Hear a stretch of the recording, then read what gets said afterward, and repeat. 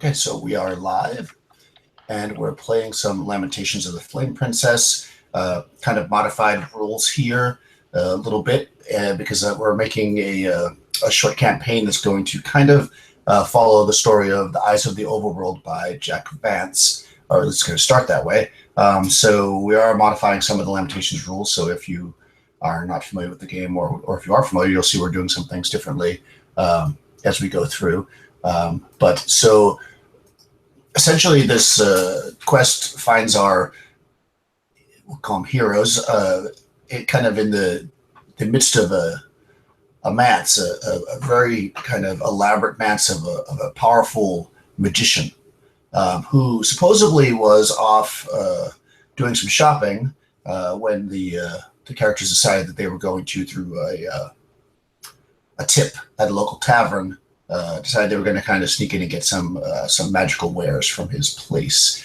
After searching around and grabbing a few things, the door opened up, a few spells were cast, and as we stand, the three would-be thieves are kind of frozen in place as the smiling magician is not so smiling, and he decides not to kill you because he's in search of something. He's got he shows you a small cup, kind of like a little bowl, if you will, about maybe 1.5 inches diameter. It is pink, and pink and somewhat clear. And he says, this cusp is very powerful magic, but really only works when I have more than one. And it was actually a suction cup from a great demon that rose to the surface 300 years ago. And when he was defeated, it fell off. This happened in a faraway place, and supposedly there are some more in that location. So I'm going to send you to the other side of the world, essentially, and to recover another cusp from me. And if you bring it back, then I will remove what I'm about to put into you. And he opens this big glass jar, and from it creeps out about a 6-inch long worm with spikes, which then crawls down each of your throats. So 3 worms. It attaches itself somewhere inside your innards, and this creature called a Frix is going to make sure that you stay true to your quest. It's an intelligent creature, and it would like to come back. So essentially, if you decide you just want to take off and wander away, it's going to make sure you don't. And kind of as proof of this, when he says that, the Frix squeezes in on your liver, and you bend over in pain, or try to, but you can't move. So with that, he, in a few magical words, he gives you one other thing. Because he doesn't want you to starve to death, and you're going to be on quite a journey, he gives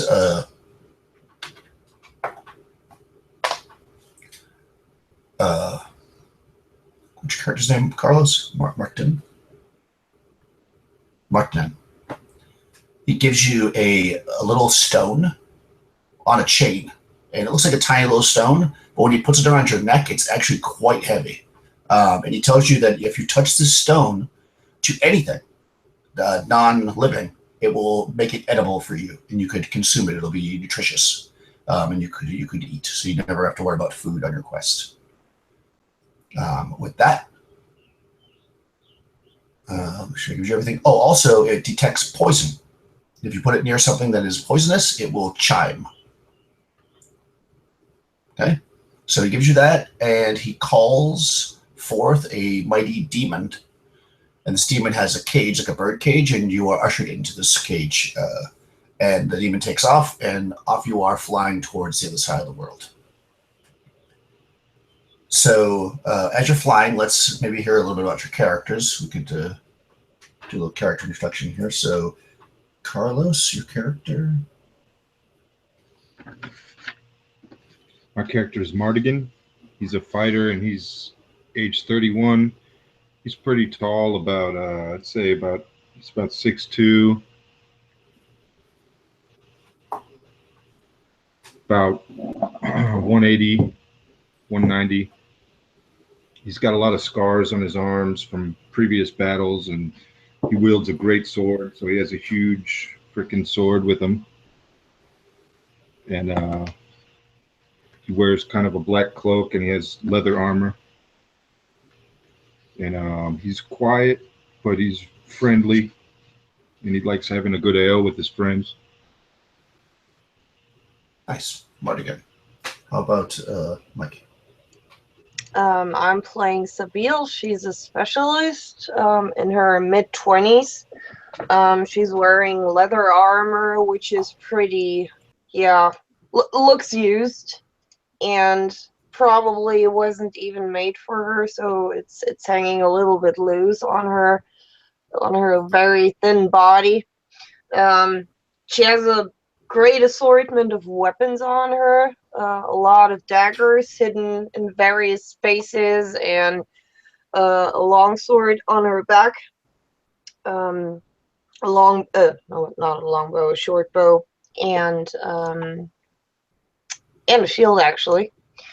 And right now she's sitting in one corner of that cage, and she's glaring at Mardigan, but she doesn't say a word.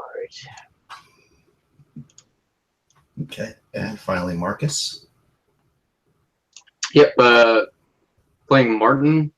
He's kind of a younger guy. He's a fighter. He's a human, naturally. Not an incredibly big guy, but he is trying his best to impress Mardigan, being that he probably looks up to him as a fellow fighter and such. And he's probably just kind of sitting there a little nervously, eyes a little bit bigger than usual. Not quite used to what's going on, but still trying to find his place, I suppose. Okay, so you're actually flying, and this world is, just for the people watching, is kind of a futuristic world, if you will. It's in the future of our current Earth, but it's so far in the future that man has kind of come and gone many times. So there's bits of technology and bits of magic mixed in, but the general living is more kind of a medieval / Renaissance style. And there's a huge sun. The sun is ending its life soon, so a huge red sun, and the days are pretty short. You're kind of in a temperate land, and you're heading somewhat south. And actually, it does take, even though you're traveling faster than you ever traveled in your life, you can see the ground flying past you as you go. It actually takes the better part of 2 days. So does anybody have water with them? I have water skin, but that's probably not enough, right? Yeah, I don't even have a water skin. I brought a water skin, so we've got 2 water Okay. skins on our group. You have 2? Do you want to share? Well, I've got one. Oh. And Sable has one. Mm-hmm. Okay. Yeah. All right. So I suppose if you're conservative, you probably put between 3 of you if you want to share. Get by the first day or so, and of course you drank when you went, so you're actually probably fine. But by the time it's kind of the sun's rising on the 3rd day, and you're starting to get very, very thirsty, even though you had conserved your water, and you know that you're probably going to need something soon. When this demon from about 100 feet up unceremoniously drops you, and even though it's dark, as your cage is falling, you can see that you're over the water, but you're very close to the shore. So you splash down into the water, and because of the impact is mostly taken by the cage, you don't take any damage or anything, but you are now sinking into the ocean. I would have probably tried during the flight to open the door just to check. Okay, sure, that's reasonable. So go ahead and make a check. It's locked. It's locked. Really? Yeah, 100%. Wow, that fucker. Wow. What a bastard. Yeah. Oh, a 6 actually. Yeah, and I have 3 pips in it, so 6 was. 6 is bad. God. I didn't play Lamentations for such a long time. Yeah, so I make it.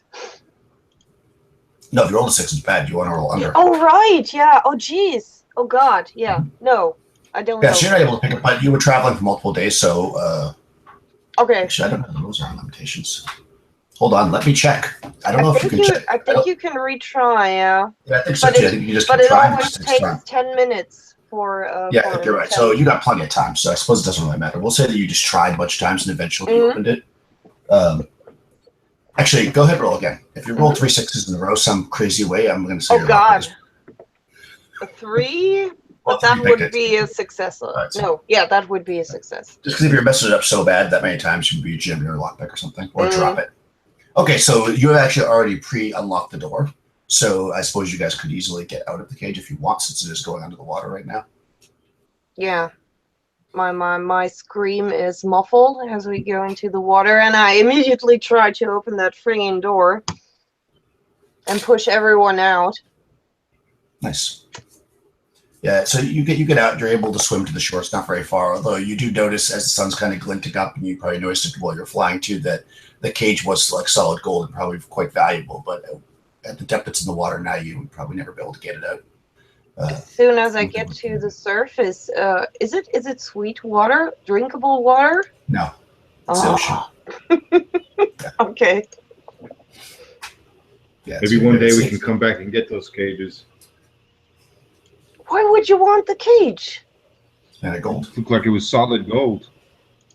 I don't care. I just wanted to go home. I don't care for any single gold anymore. It's your fault, Mardigan. She stands on the shore like everything hanging from her body, totally wet. It's your fault. You didn't even argue with him. That wasn't so bad. It was kind of fun, actually. Come on. Wasn't so bad? Are you serious? The specialist's always so emotional. Yeah, just crawl into his ass and stay there forever, Martin. I don't even know what that means, or why I need to be crawling into something's ass. I'm not surprised. And what do we do now? I'll look down the shore in every direction. Okay, yeah, so okay, so you're standing on the shore. It's kind of a mix of sand and rocks. It extends forward maybe to inland about maybe 50 yards or so, and then you can see kind of a rocky area like ledges and stuff that you could, it's not impossible to climb up. You're not like trapped down there, but it's rocky, and then that extends up and until you start to reach kind of a tree-lined hill. You can see it all kind of as the sun's coming up. It'd probably take you about maybe a quarter of a mile to get to like where the trees and stuff are, and then you'll be like up above a bit. But you don't see any like boats or anything else on the beach, anything living. I cross my arms in front of my chest and I look to Mardigan. Yes, you could either go, basically just to simplify things, you're on the south side of the, you can tell because the sun's just coming up now, so you're standing on this, basically on the south side of what is probably an island or a continent, and the north is where the woods and stuff are, but you could go east or west and follow the beach as well. Do we see any damage to any of the trees? No, I mean not from this distance. Damage in what way? Like a hurricane? Broken? Yes, yeah. Something that looks no. like maybe a hurricane or broken trees. No. No, it doesn't look like it. Not from here, anyways. Okay, well, I say we head east and kind of try to check the perimeter. Yeah, find some water. I wouldn't mind that. Can't even move my tongue properly in my mouth. It's so stuck to the sides. It's disgusting. Yeah, probably. We can also try out this. We could try this stone pendulum. Try to create some food. Yeah, you also it works the way the wizard said it does. He gave it to you. I won't touch that thing. By the way, it's a tiny little stone, but it actually counts as a encumbering item because it's super heavy. Okay. Yeah, I'm feeling hungry myself. I don't know. Come on, try. I'm going to approach a rock nearby, the nearest rock. I'm going to pick it up and hold the pendulum and try to make it into something edible. Okay, so you touch it, and the rock, which is hard and kind of rough in your hand, becomes soft. I'm going to hold it up and say, "Who wants to try it first?" Hey, That's specialist, yours. you're hungry. No, that's his responsibility. It's his fault that I'm here. Fine, give it to me, Mardigan. I'm not afraid. Here you go, Martin. I'll I'm take a gonna hand big it to bite. Martin. As soon as I get it, I'm taking a huge bite out of it. Okay, so it's basically the texture of bread. Like, it's kind of crusty on the outside and soft on the inside, like a loaf of bread. And you're able to chew it up and everything, but the flavor of it is that of a rock. Oh gosh, I'll try to keep my face straight and calm, but I'm probably dying inside. Yeah, it's Try to get it down. quite gross, and you almost feel like that you would almost spit it back out, but you're so hungry that you're able to get it down. Yeah, it's definitely food. But you feel like you're getting food in your system and something, but it doesn't have any flavor. It tastes like a rock, basically. I'll pass it to Sable and say, "Yeah, it's delicious." I stare at him. But I grab it and I bite it. Oops. And I bite a chunk out of it. Yeah, same thing. Yeah, it's basically it's nasty tasting, but it does have a texture or whatever of kind of bread, kind of soft and. This is disgusting. Can't you do better with that thing? It's magic after all, right? But you keep eating it. That was just a test. We'll find something else. Maybe we'll get creative. Maybe a plant that's not already edible. We can make it safe to eat. What about Mushrooms, something to drink? Yeah, you're probably even thirstier now that you just ate a rock. Yeah. Well, we're gonna have to look.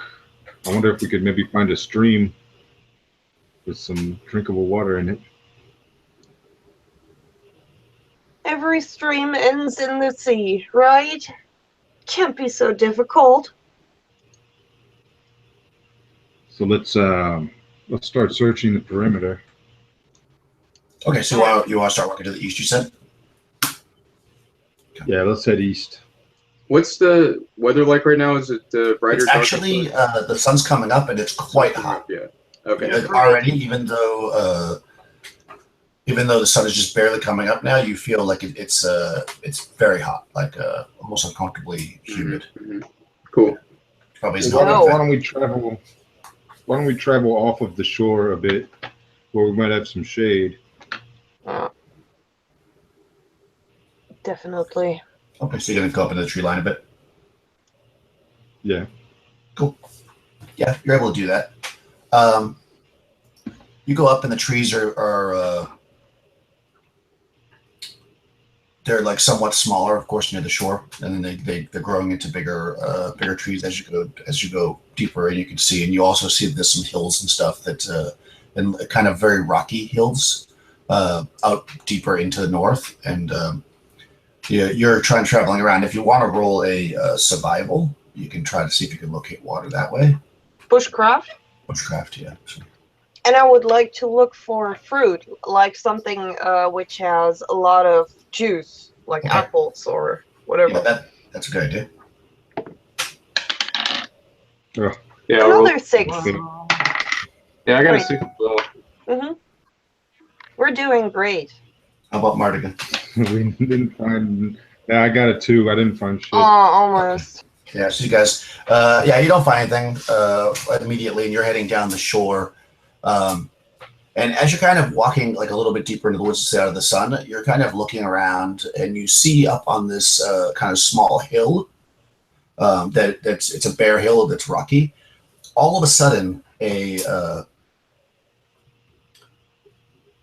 an aspen, so a tree, grows really quickly before your eyes. It grows up to about 30 feet tall. And then this is about maybe 100 feet away or so. It grows, and then all of a sudden, it sprouts its leaves and everything, and then all of a sudden the leaves start to change color, like the fall, and then they start falling off.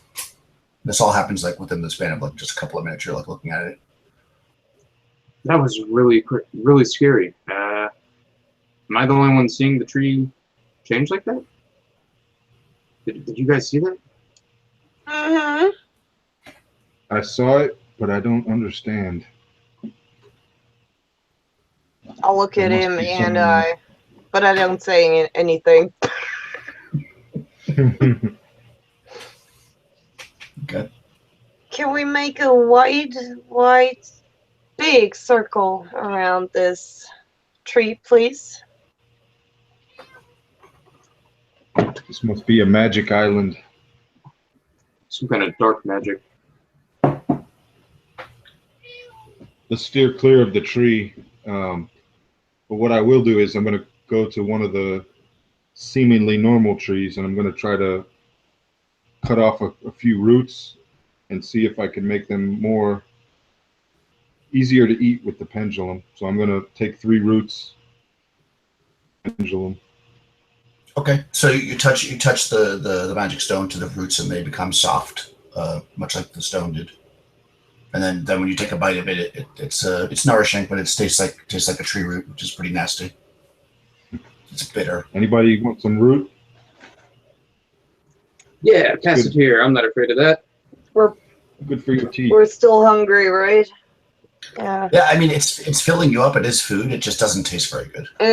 Yeah. Mechanically, like if it'll keep you alive, but if you do it for too many days, you're gonna start to reach a point where you won't be able to stomach it anymore. You'll have to make a saving throw not to throw it up.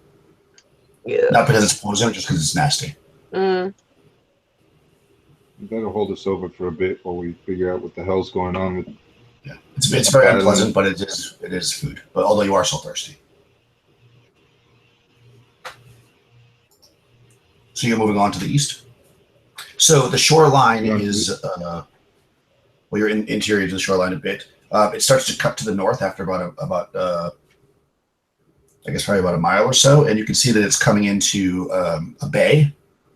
And you can, as soon as you come into the bay and you can look to the side, you can see on the northern part of the bay, you see a relatively large river that seems to be flowing into the bay. Oh, I started running. It's a few miles away, but you can definitely head for it. Oh shit. Okay, let's see, I'll walk fast. Yeah, it's about What 2 miles or so to the entrance of the bay. I'm going to start jogging with Sable. Okay. Say, come on, Martin. Let's get some water. I'll pull up the rear, jogging along. Cool. Let's see if you encounter anything on your way.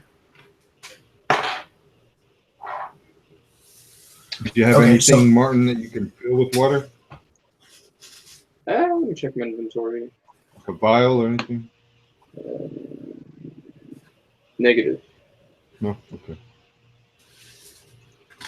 Okay. So you're heading up, and you get about a mile away from it, and as you're running closer, you can start to see that this part of the beach has got like a lot of kind of like really kind of jagged rocks. Like it looks like maybe there was a large rock had like broken or something. So it's like kind of a really kind of messy area that you have to go through. You can either try to maneuver your way through it, which might result in being cut or falling or something, or you can go deeper into the woods to avoid it. It'll just take you longer to get to the water if you do that.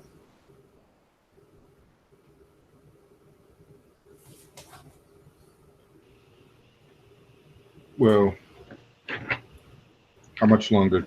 A couple. I mean, you don't know how far into the forest it goes. It goes as far as you can see. I mean, it could be a long time, but it's hard to say. And you are pretty thirsty. I say, oh yeah. Or you can go into the water, I suppose, to go around it as well. I don't want to get my gear wet. Mm-hmm. Could be bad. How far down would it be if we fell? It's about a 20 or so foot embankment. 20 feet down the crags? Yeah. Mm-hmm. I'll try to climb over it, or do you want to go around it? Well, I've got a 1 in 6 chance of not falling. I have a rope though, so Oh, okay. Yeah, I think I do as well, for what it's worth. So let's use your rope. I'll put my sword down so I could use it with both hands. is there somewhere to bind it to? Tie to? Yeah. You want to throw it to the top or something? Do you have a grappling hook? Yeah, but is there like, do I see if it can grab there or? You think it probably could because it's rocky, but you can't see the top. Obviously, it's 20 feet up. Yeah. Okay. Yeah. I give it to Mardigan to throw it up. Okay, so make like an attack roll. Let's say, see how accurate it is.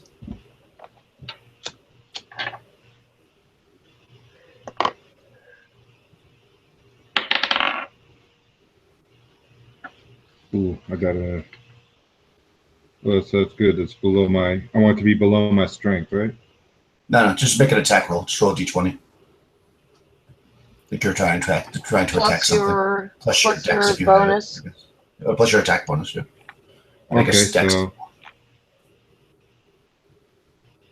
Well, yeah, my dex. I don't have a bonus for that, but so okay. Then that's a 12, a natural 9. 12. Okay, yeah, it actually it lands on top and hooks out something. Cool. So you yank it a couple times. It seems like it's out there. Should I go first? Of course. I'm going to put my sword down and use both hands and climb up the rope. Okay, get to the top of the crag. Cool. All right, you make it to the top. You can see, though, when you get to the top that this thing is like barely hooked on. So you could probably take a moment just to adjust it, and then it'll be much more sturdy, assuming you don't want your people to fall. Yeah, like one of the hooks was barely on something. What do you see? Pull it up and pull it back, fasten it, and tell them that it's ready. And as I'm doing that, before they grab onto the rope, I'm going to look around. Okay. So actually, you look around. Is it the same distance? You see kind of not directly in the direction you're going towards the river, but kind of north, like towards the river, but a little bit to the west. You actually see what looks to be a village. It's a small village with kind of mud huts. You see some fields around there where it looks like they're growing some kind of vegetables or something. Like, they're like farmers, because you can see them out there with the plows or whatever. And you see these. I mean, they're pretty far away from you right now. They're probably like 5 or 6 miles away. But they look like they're like some kind of humans or whatever. I mean, they're like normal sized people. They're just very far away. I'm going to shout down to everyone. I see a village. We could start heading towards the village. Oh, fantastic. I immediately jump on the rope and I get up there. I try to elbow Sable out the way of the rope so I can go first. Okay. Make a contested strength there. Wow. Yes. No, it's an attack in Lamentations, actually. So it's just you make an attack roll against her. Okay. That's how you do it. Of course not. Of course not. Got a 3. Wait for my ass. Okay. So you try to push her over and she just like steps out of the way and you fall on the ground. And I climb up, finally. Okay. Oh, all right. So you climb up and you see the same thing. Are you coming now? What takes you so long? Well, I was trying to get up, but you jumped in my way like that. Now get off the rope. I'm coming up. Yeah, make some space. Okay, so you get up there, and this thing's about maybe 30 or so feet across, and you'd have to just climb down the other side. And you can see that it goes, fairly deeply into the forest. It probably would have set you back a little bit, but not too much. But you definitely can see this village. It is kind of, it's It looks like there might be like some streams running through it, because obviously they're farmers. So you could probably get water in that direction too if you want to go right to the village, or you could continue on to the river itself if you want to go there.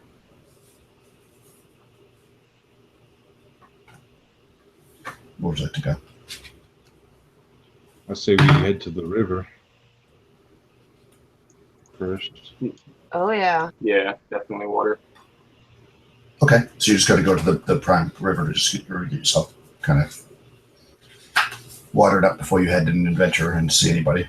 So, all right, so you travel. It's like another mile or so, and you get to the mouth of the river, and you walk up it a little bit, to kind of get away from where it mixes with the salt water, and you get to the area where there's fresh water, and you're able to drink your fill, and you're very happy to do so, I'm sure. Oh God, yeah. And I fill my water skin, and yeah, I don't have any other stuff to fill, but I fill it to the brink. Okay.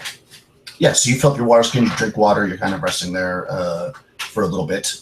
And what do you want to do now? You can actually see that there's small kind of streams running off this, and some of them you can probably figure go to that village just based on your, the logistics of where you walked. You can't see it anymore because you're obviously being blocked by a forest.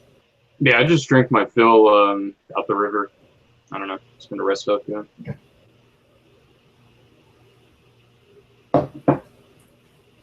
Cool.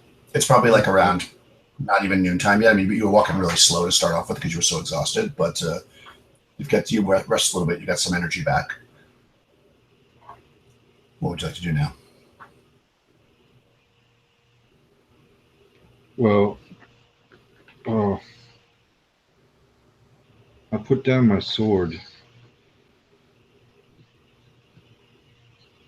I suppose I could have strapped it onto my back, but Back at the rocks? Yeah. Oh yeah, I mean, I assume that they brought your sword up. Okay. You didn't leave your sword there, although they were fighting. Maybe not. You know what? Maybe actually, go ahead and make like an intelligence. Try to roll an intelligence check, Sybil and Martin, to see if either one of you remembers to grab his sword when you were fighting over the rope. Oops. Yeah, that looks good. Hold on. Yeah. Wow. All Okay, right. So got a nat 20 on mine. So Nice. You don't give a shit. You don't care about his sword, but Sybil remembered the sword. So yeah, so she grabbed your sword before you went up. Also, walk back there. Thank you, Sybil. You're welcome. Told you to grab that sword. See, good thing you had me with you. You can't lose your sword in the first 5 minutes. We have to, gotta get a little bit deeper into it. Yeah. We don't know what's in this dagger. village. It could be cannibals. It looked like they were growing crops, and it looked like they had like mud huts. There wasn't that many. It was probably like maybe like it wasn't a city by any means. It was like a small village, probably like 20 to 30 huts.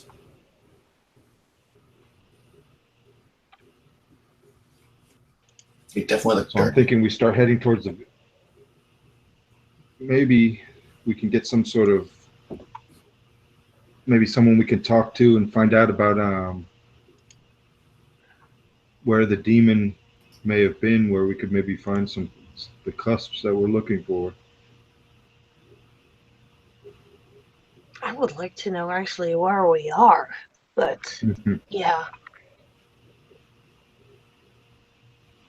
You go first. Push him.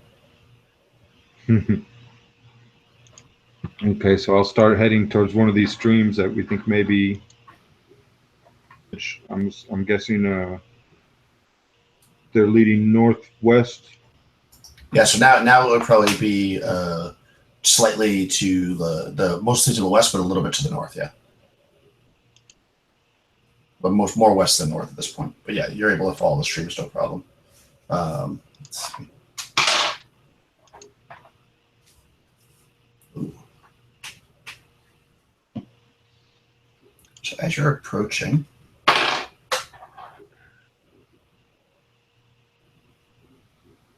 this is correct.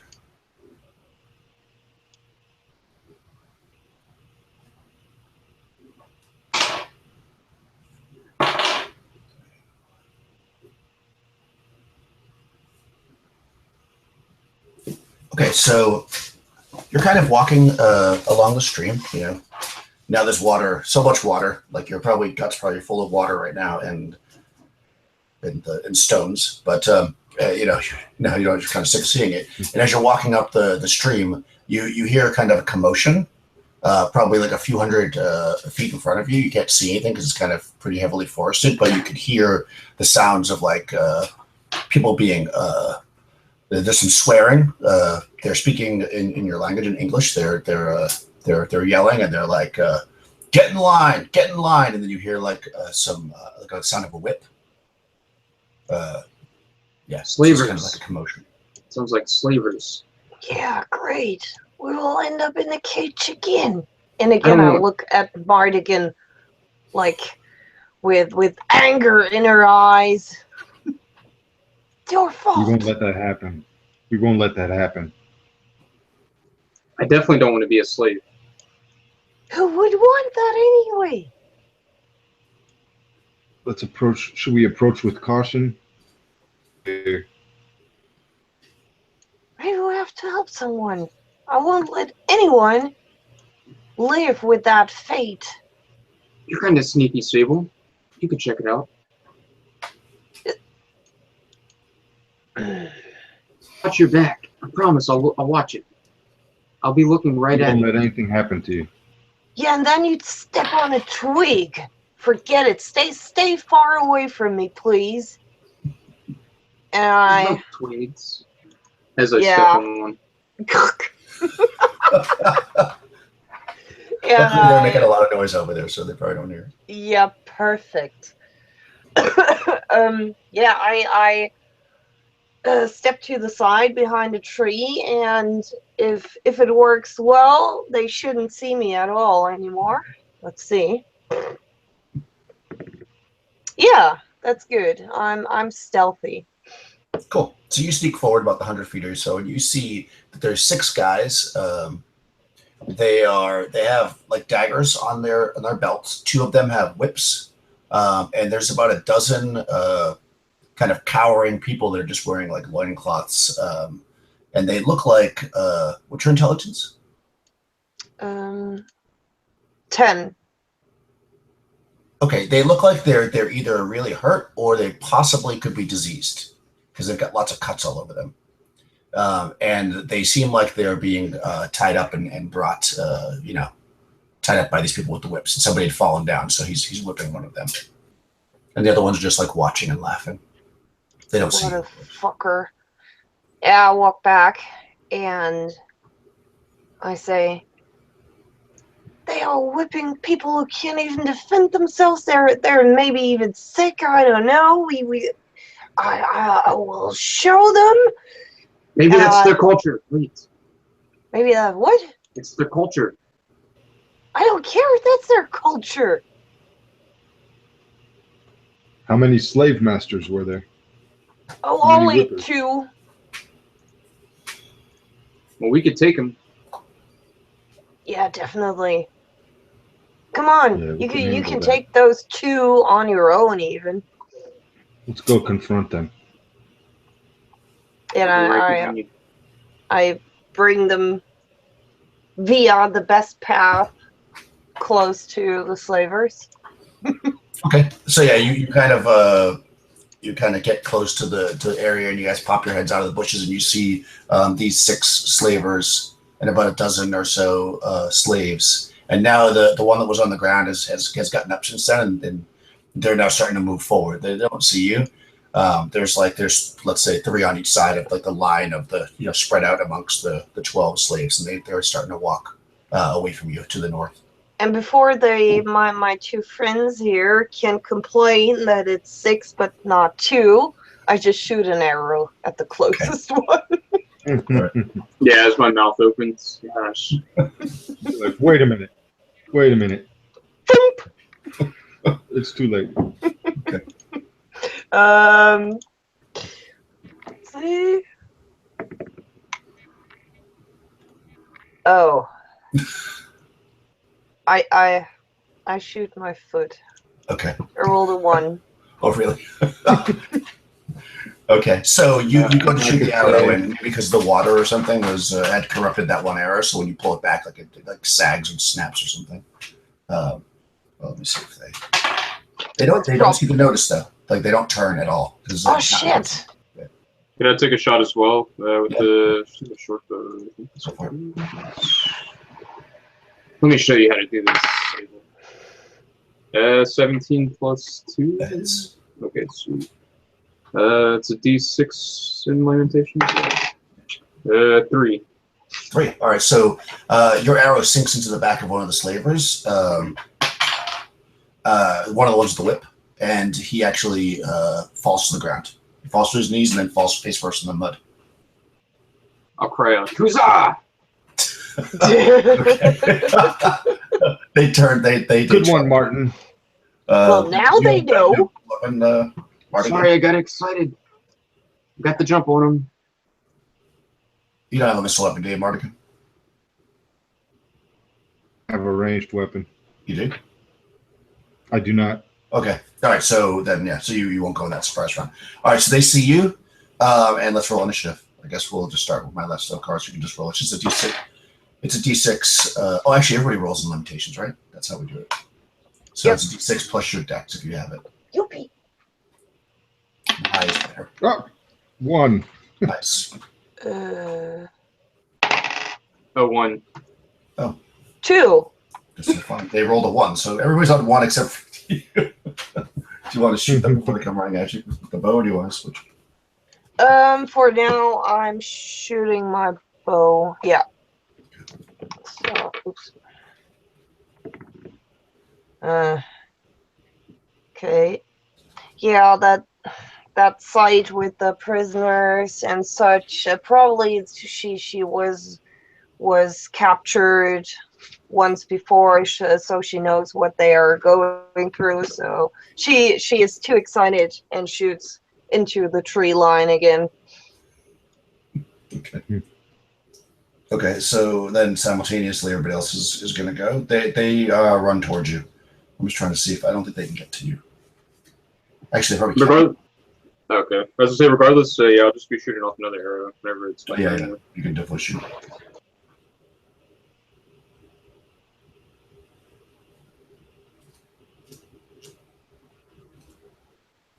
What was the result, Marcus? 14. Oh yeah, definitely. Yeah, they're only a 12 AC. 5 damage. Nice. You drop another one.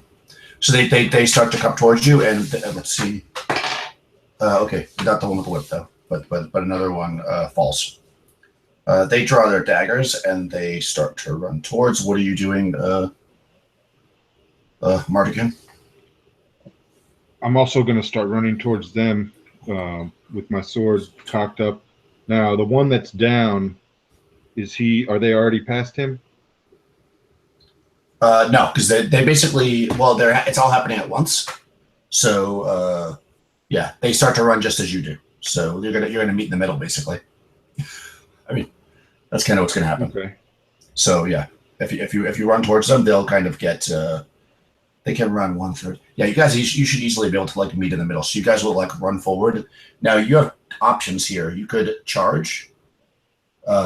If you do that, then you get a bonus, I think, to your attack, but it hurts your armor class. You can charge. It does double damage if you hit, but your armor class is down by 2 for the round. So if you want to do that, you can. They're not charging; they're just running forward. Yeah, I will do that. I'm going to charge at whatever is the nearest one or Okay. 2 to me. So one's running at you with his dagger, and you're charging at him with your sword, I guess. I'm going to let out a yell. Rah! You bastard! I got 17, That hits. 18, 19, 20. Yeah. Okay, so you'll do double damage. So roll your damage and double it.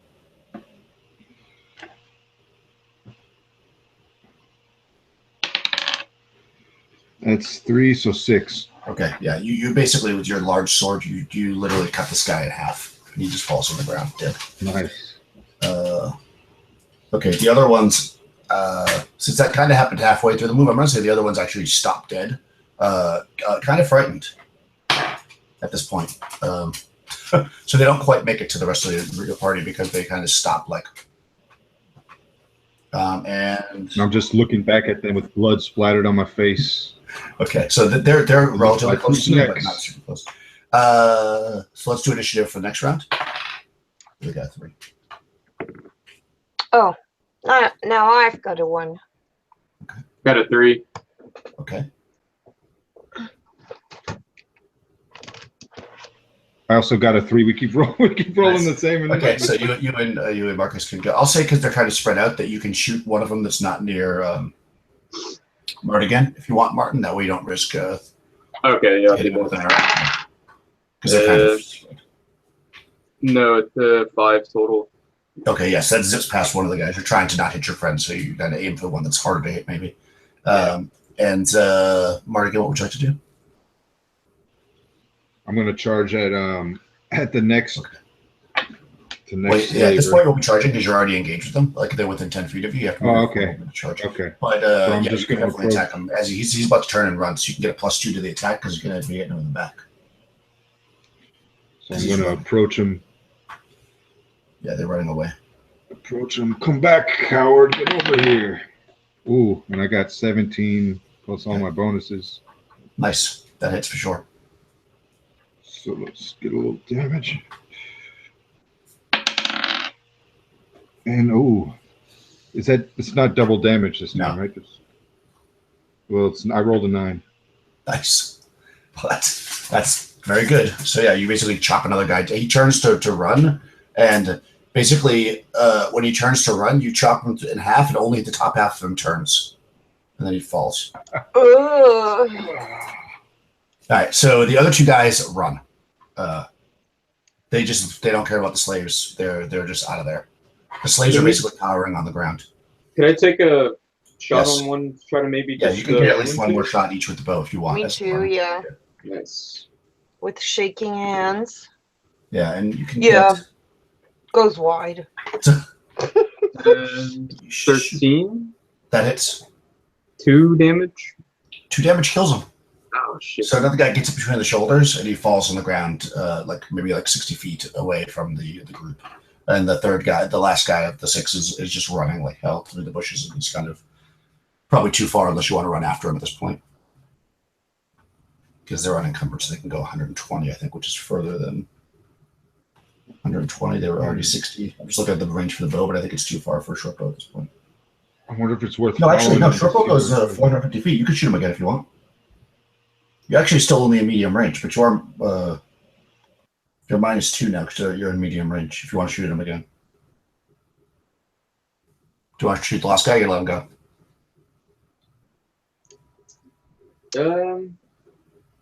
I guess shoot him. Okay. Only benefit to letting them go is if we want to try to follow them and see where they came from. That is a good point, actually.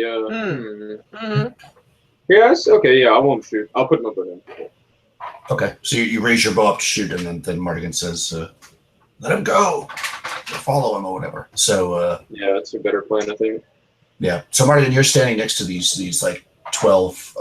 They're kind of cowering on the ground, half naked, mixture of men and women. And let's see, there's 5 men and 2 children. So there's 5 men, 5 women, and 2 children.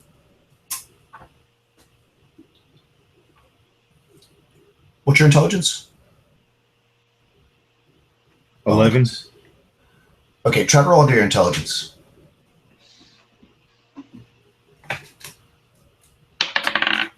Nope, failed. Okay, yeah, they look like they're just cut up from being whipped and stuff. But you can't really see anything else. They seem like they're okay. Besides that, you probably let them go or something if you want. I would actually ask them, coming closer, are you sick? Because I didn't know, right? I couldn't say. Yeah, you can't tell them that they're sick. Yeah. So I ask, are you sick? They say an older woman looks at you and she says, "Do you have food?" Yeah, it's not tasty, but I guess. But tell me, are you work? what? They make us work. Yeah, but you don't look well. Do you have food? Yeah, we have food. And I look to Marty and wait, come on. Use the stone. If we use the stone with one of their with one of the children, it would be enough for them to eat for a while. My jaw drops. Mardigan, I don't know if I can support this one.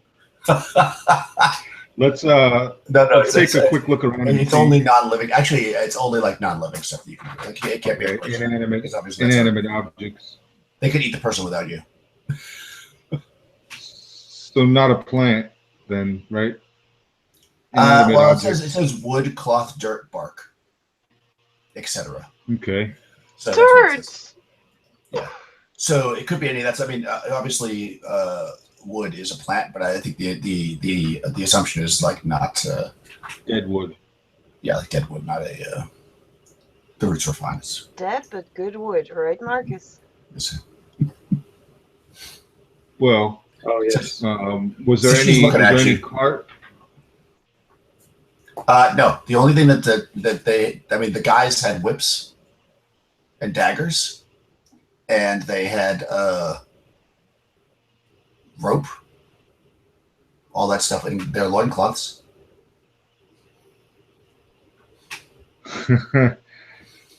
Okay, well, I'm gonna, without saying anything, walk over to one of the dead bodies and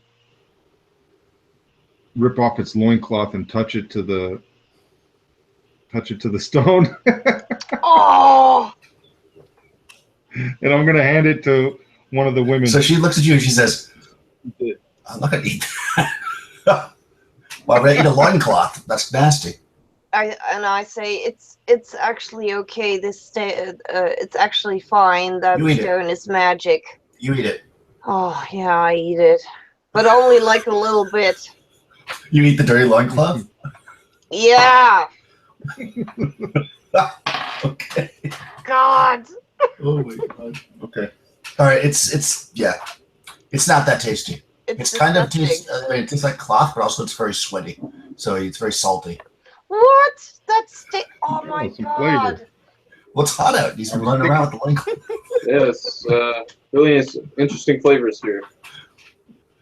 So she sees you with the loincloth and she goes, okay. And she tries a little bit of it.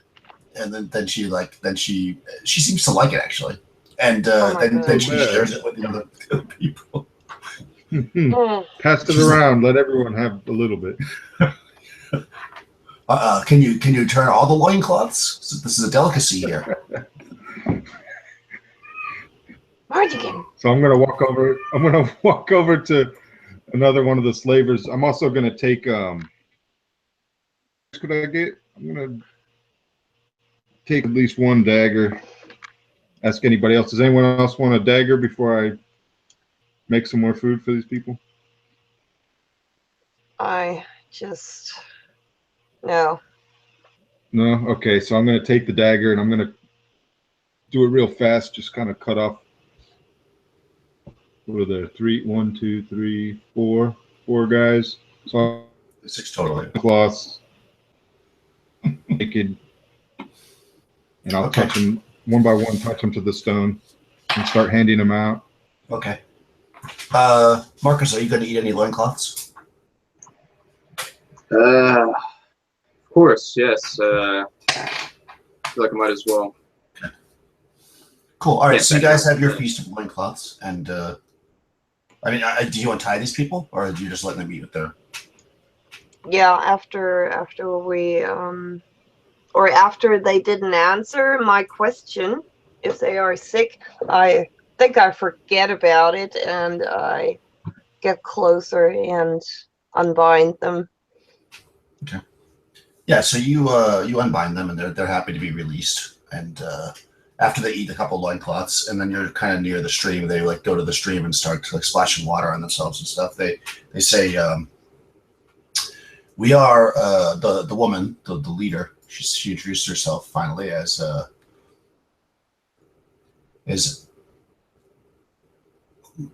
that's a hell of a name. As Jillian, I'll just use that because it's easier. She introduces herself as Jillian, and she says that they are from a village to the north. And if you ever, they're heading back there, obviously. And if you ever need anything, that they are in your debt.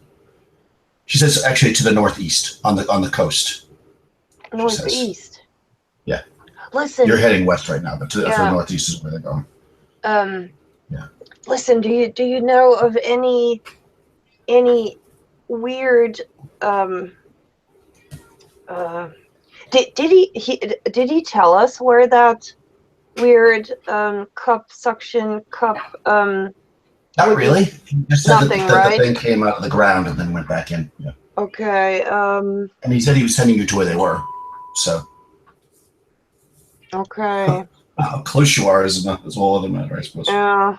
Yeah, I would describe what we're supposed to find if this means anything to her. Okay, hold on a second. Let me see if she can do that.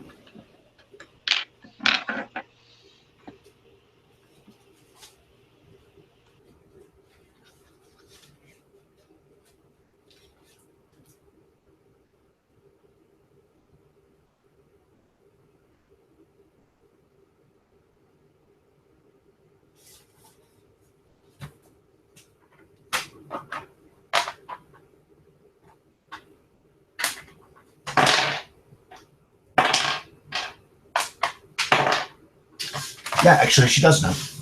She says, it sounds like you're describing the men and women of Schmood. Schmold. Schmold. Oh, and where is that? She says, that's a vile place. Yeah, of course it is. And I'll look again to Mardigan. So she tells you that it's just to the west, that you're actually very close to it. Based on her description, you feel like it's probably not the village you saw, but a little bit further west and south of that. So you could probably either skirt that village with the farming, or go through it. Either way, you'd probably be able to get to it. It's pretty close to it. Okay. But it's just to the west, about like 5 miles. Mm-hmm. I'll look to the others. Should we first resupply, maybe in their village, or should we go immediately?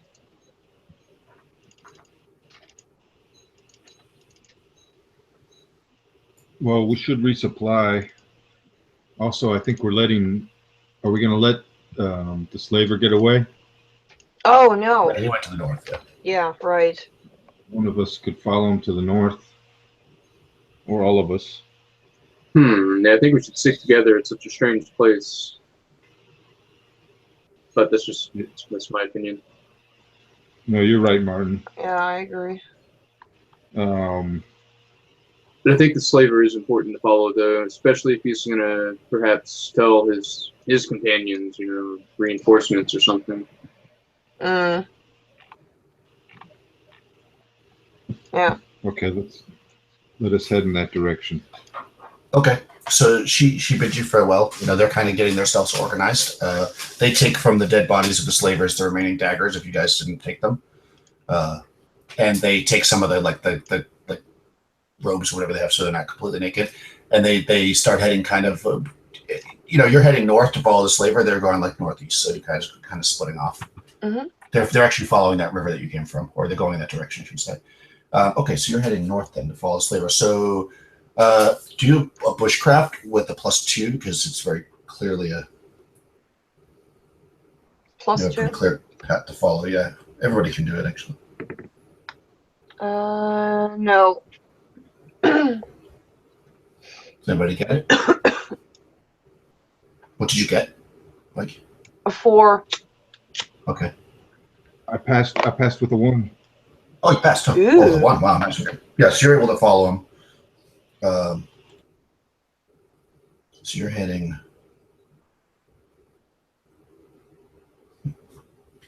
Cool. So you're heading north to 213. Let me see what's in this. Well, doesn't really matter. So you're heading north, following him, no problem. He's leaving a pretty broken trail. It's fairly easy to follow, and you do see though as you're traveling, following his footprints. At one point, you have to stop because there's like a big jumble of all different footprints mixed up, and you see these kind of unusual footprints that look like. Can I describe these footprints? They head off a different direction, obviously, because they kind of cross. They look like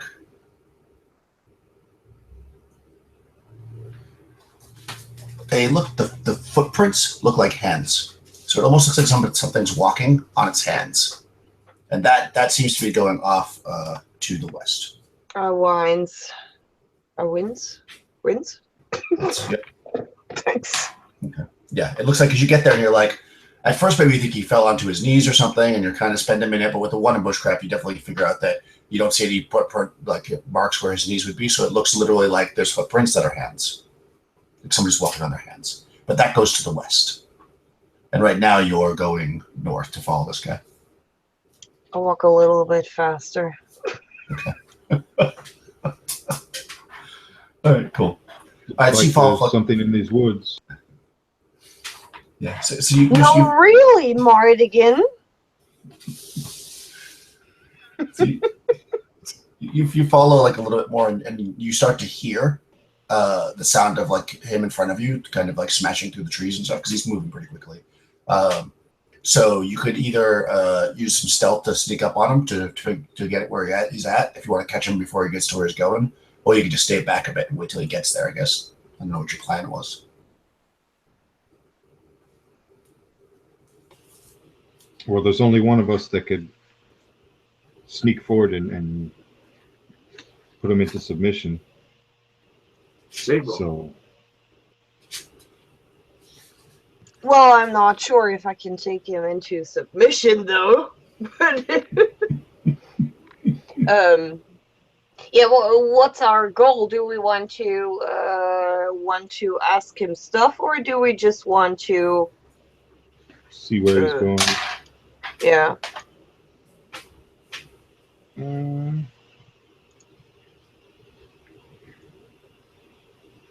Well, I think it'd be good to try to see if we can get him to talk. Mm.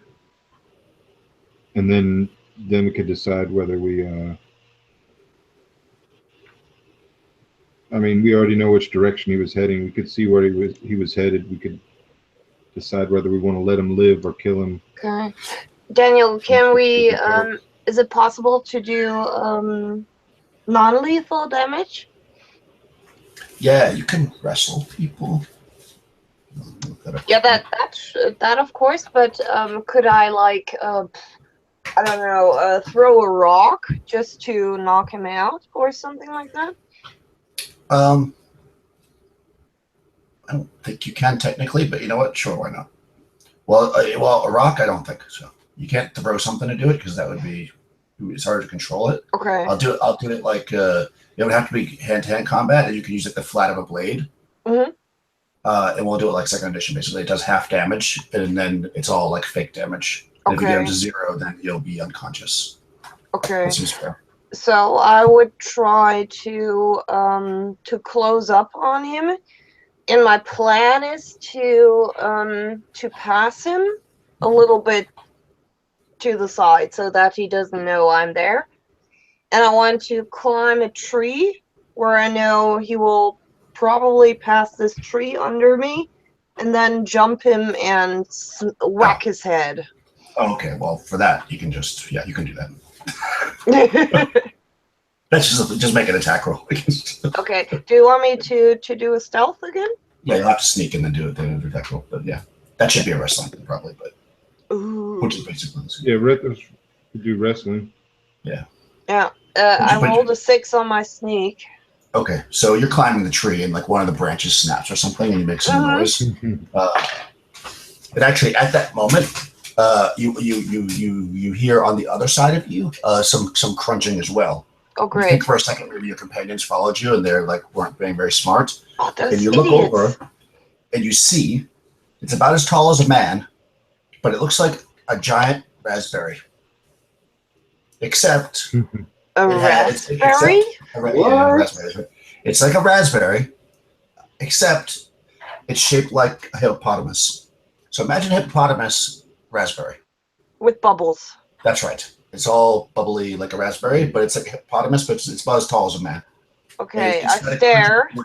Through the woods, and yeah, it looks like a slightly elongated raspberry. Oh, shit. Did it see me?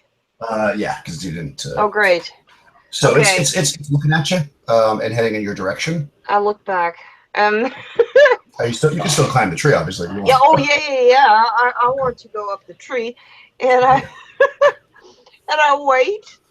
Okay, My hope is that that the guy comes by and the raspberry is is choosing him over me, maybe. Oh my god. So I have to see if this guy hears the raspberry. Hold on. No, he doesn't. All right. So the guy eventually comes walking under your tree. You know, he's moving quickly, trying to get through the thing, and all of a sudden he sees this giant raspberry, which its mouth is like a big circle, and it opens up, and like a little tongue comes out, and it wraps around the guy's neck, and he pulls the guy in, and now his head is inside this giant raspberry, and you hear a crunching sound, and then he seems to be dead. Oh my god. The raspberry is consuming him. Can we tell that something's going on? Would we at this point would we start heading?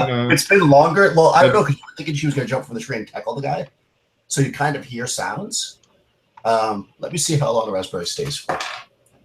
Okay, so how long would you wait before you go investigate after you hear her come down from the tree?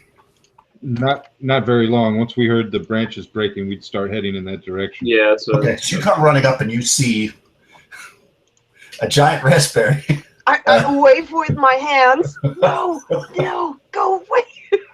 Yeah, it kind of looks at you. So let's just do initiative. It's eating, so it might not. Now maybe we can eat it. Yeah, maybe it's a giant raspberry. You were looking for something. Yeah. Cute. One again. 1 and 2. 5. I got a 3. Okay, so it's going first. So let me see if it even cares about you, because it is eating this guy.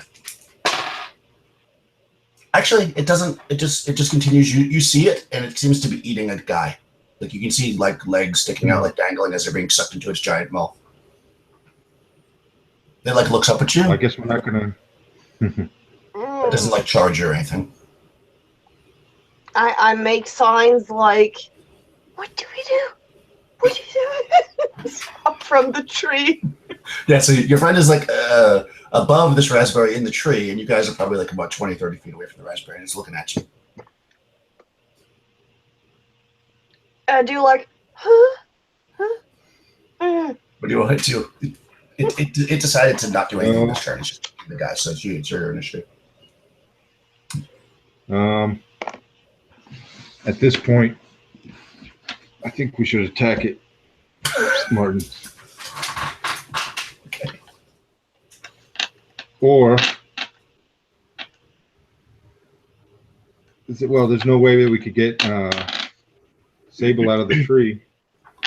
It seems unlikely. I got some rope. I don't know if that would help. Well, she can climb down, but this is giant raspberry there. It's eating a man. Yeah. Do you want to attack the raspberry, or do you want to run, or do you want to do what?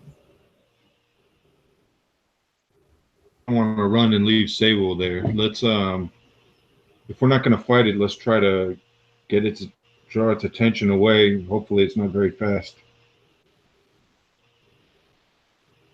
Okay. So you want to move so that it's facing away from Sable? Yeah. Get its attention away from Sable so she can try to get down without being in danger.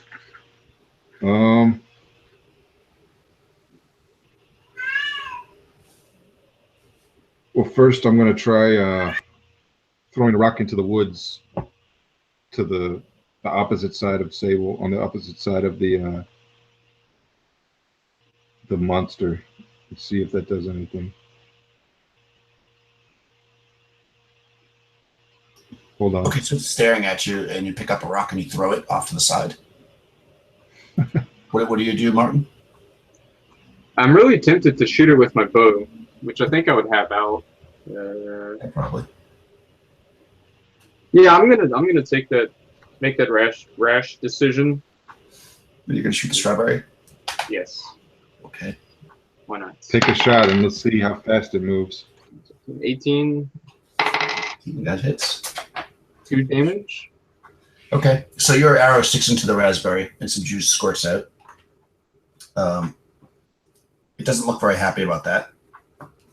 All right, so let's do initiative, because now it's not happy that you shot the raspberry. Not happy raspberry. 3. 6. 4. 6. Okay, so it looks like you guys are all going first. The raspberry like looks up like it's going to charge you or something. Like half the dead man just falls to the ground because it let go of it, and it has its mouth with its teeth like this. Oof. What do you want to do? Raspberry. Is Who's Martin first? I think Martin's first. Yeah. Martin's first. Shoot. I will shoot another shot with the bow if I can. Okay, you can. The 10. I do not think that hits. It's armored as plate is how it's listed. So that's Ooh. probably Interesting. that's 18 armor class. Yeah. So no 10. The arrow bounces off of its raspberry skin. It's a lot tougher than it looks. Be careful. You don't think a giant raspberry looks tough? Yeah. I'm hungry. I don't know. Is is true. it It because doesn't. because I don't know that they want to just let it chase after a stone. I think that, or I assume that they want to make food out of it. So is it still under a branch of my tree? Yep, it's set right underneath you. Okay, so I take my long sword and I hold it point down and I jump down on it with my complete weight, about to dig itself into its body. Well, All right, that's the plan at least. Not paying attention to you. I'll give you the backstab, whatever the thing is. Lamentations. Oh, actually, yeah. If you have anything in that, I don't know. Yeah, I have. That is. Oh, great. 1, really? So 1, so you do double damage. Yeah. But you still get like +4 though, I think, to it. Yeah, that's good. Where's my D8? Okay. Oh, do you want me to do an attack roll or? Yeah, you gotta make an attack roll at +4. Okay. Natural 20. Nice. So 2 and 4. Yeah, 6 damage at least. Wow. Okay, so you jump down into this thing if you were gonna ride it like a horse. Yeah. You jam your longsword and some raspberry juice squirts up into your face. Into my mouth? Yeah, if you want. Does it taste? It actually it hits you in the face and it's very sticky and it feels like raspberries. Yeah. And it smells like it too. Oh my god! I dig What was my the damage? face into Sorry? its neck. 6. 6. All right. So yeah, some raspberry juice squirts up into your face and it feels like juice. Yeah. How about Mardigan? Okay. She's on the back. Yep, she's right? riding the She's on giant the back of raspberry. the Yep. creature. With a natural 20. Okay, that's I'm gonna run up and try to decapitate it. Okay. Without hurting Sable. Yeah.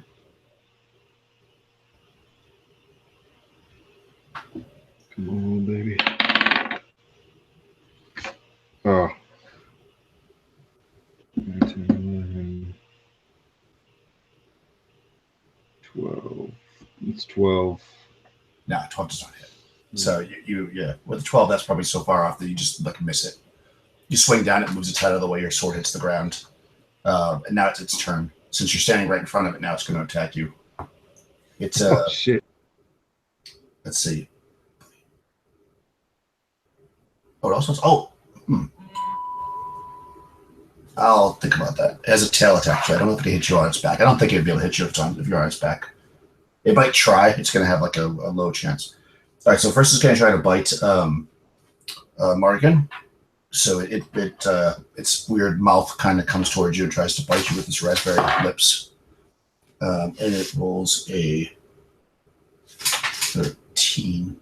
So 18, that hits you, right? So the raspberry bites into you for 4 points of damage. And it's going to try to swing its tail and knock you off its back. But no, it only gets like a 10, so that's not going to be enough to hit you with its tail. So you're still on its back. And let's roll initiative. Everybody went, right? Yeah. Yep. You got a 4. 5. Got a 4. Nice.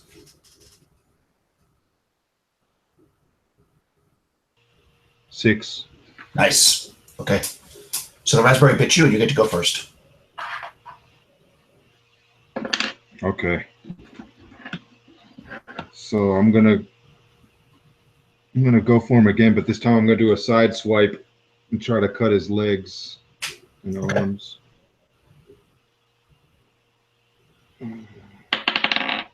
All right, that was a nat 20. Nice. All right, you chop into its leg with your two-handed sword. And 4 points of damage. 4 Nice. on the dice. So cool. Yeah, it doesn't quite go all the way to its leg, but you chop into its leg and some raspberry juice squirts out onto the ground. It's making a puddle underneath them of delicious raspberry nectar. Mm. Who's next? Who had 5? Anybody have a 5? I am. So I would try to get my longsword out of its neck and just plunge it back in. Okay.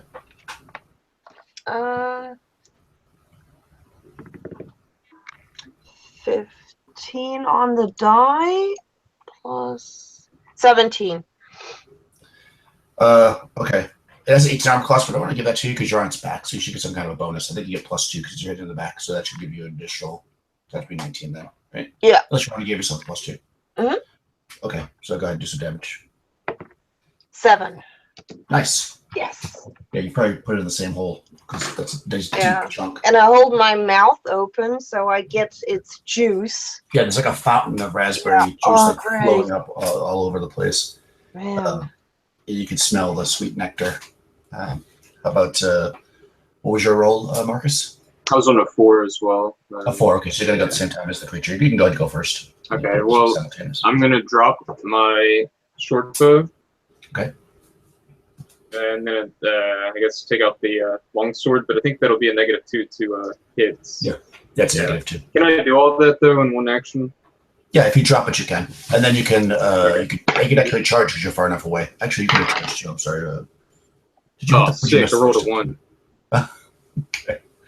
So you charge forward and you slip on the pool of raspberry juice that's on the ground. It's quite delicious as it splashes up into your face, but you're tasting. This is so good. And now it's the raspberry. I hate it. So let's see. You ran up there. I'm gonna say it's still going to attack Mardigan though, because it's like trying to beat you. You tasted good to it. So it tries to bite you again with its raspberry mouth. Oh, and it hits. And it does to you 2 points of damage. So once again, the raspberry clamps down onto you. It's just like right now you're like standing in this pool of raspberry, like it's just like pouring out from all of its wounds. And let's do initiative. It got a 2. A 4. 1. A 6. Wow. Okay. So you're there. You are in the raspberry juice. What would you like to do? Yes. That is my one high roll for the game. Yeah, I'll just take another shot with the sword, I suppose. 18 plus 2, so just a 20, but not a natural 20. Nice. 4 damage. Nice. you kind of come up with the short sword or long sword rather and jam into it. Raspberry juice is flying. Who's next? I think me, right? Yep. You had like a 4 or something. Yeah. I do my thing again. Nice. Try to make a bigger hole. Oh. That would only be a 10 if I still have the bonus. Okay, yeah. So you try to dig in. Maybe it's going in deeper than you thought. Like it can't go down any deeper. It's in bone or something. Okay, and it's its turn. It's going to try to bite once again. Well, now there's 2 of you standing in front. Okay, it's actually going to try to bite at Martin. Oh, it rolled a 20, so that definitely hits you. You get bitten by the raspberry for 7 points of damage. Oh, damn. That'll drop me to half my health. Yep. Right, so you get it scratches at your arm with its raspberry teeth. Yeah. And finally, Mardigan. You notice that this thing is like skinnier than it was before because all the juice is pouring out of it. Okay. I'm going to go ahead and try to decapitate it again. I'm going to take a swing. Is Sable, are you still clear of the... Yeah, she's sitting on top of it. Yeah. She's safe. Okay.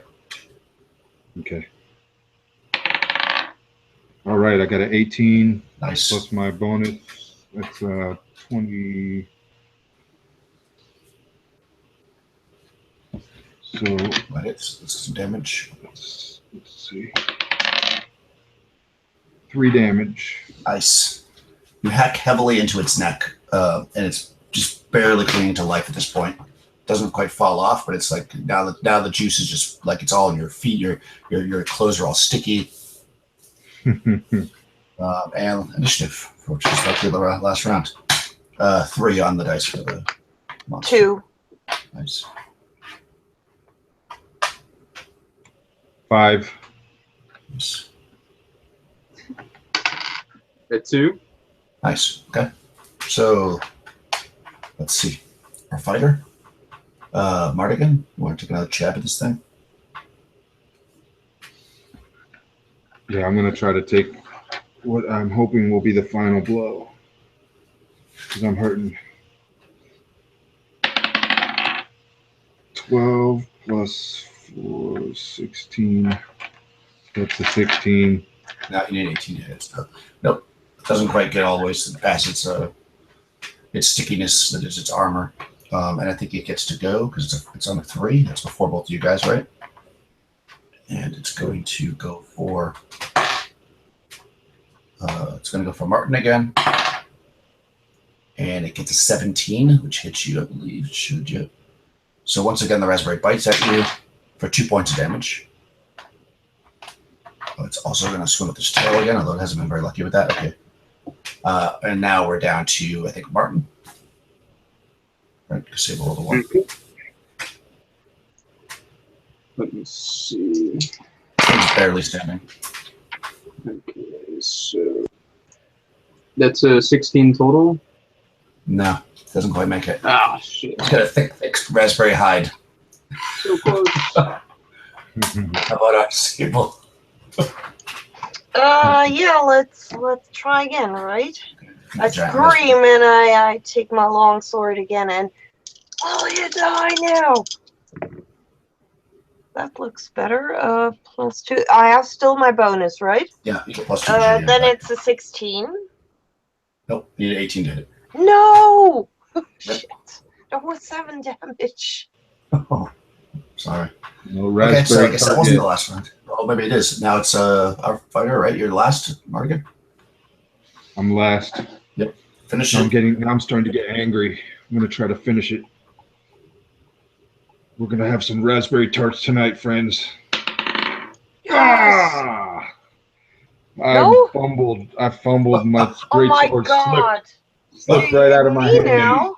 Yeah, you're covered in this That like one. it's both slippery and sticky at the same time. You're just covered in raspberry juice at this point. And last round, hopefully, of initiative. Here we go. Oh, it rolled a 6. 5. Nice. 2. 4. Okay. So it's going to go first. It once again bites at Martin. It's raspberry teeth. Ooh, 20. That hits you. And it does 6 points of damage. So you're a raspberry bit. Okay, so how are we doing the damage? You're doing it through the Constitution, correct? Well, no, it's your hit points. Your hit points. Where Okay, at now, so Fred? I'm at negative. I'm at -1. Okay, so your So- con goes down by 1 temporarily. That so. Okay, so gotcha. Yeah. And you need to make a saving throw versus death Okay. to be able to continue to like do stuff. Otherwise, you're kind of being pestered. Let's see what my saving throws. Okay, so I do pass. You passed. Okay, so you can still fight, but you're -2 now on any ability checks until you recover any Constitution. So right now your Okay, con is sweet. -1. Okay, cool. And it is actually. Hold on, somebody got a 5, right? Was it you? I think I had, You right. did get a 5. I knew somebody had a 5. Did I? Yeah. Yeah. Yeah, let's try again. Oh no. Oh Jesus. Yeah, the juice is too slippery and There's so no. much juice going on here. Make a dex check to see if you fall off the back of the Oh slide. shit. 1. Okay, so you stay on. You're good. You switch your feet into it, and maybe that's why you aren't hitting because you're trying too hard to hold on. Mm. Okay, so somebody had a 4, right? What's that today? No, Martin. Martin. Did you have Martin's 4? next. All right, let me see. You'll be -2 now on your 2 hit because you're negative in your.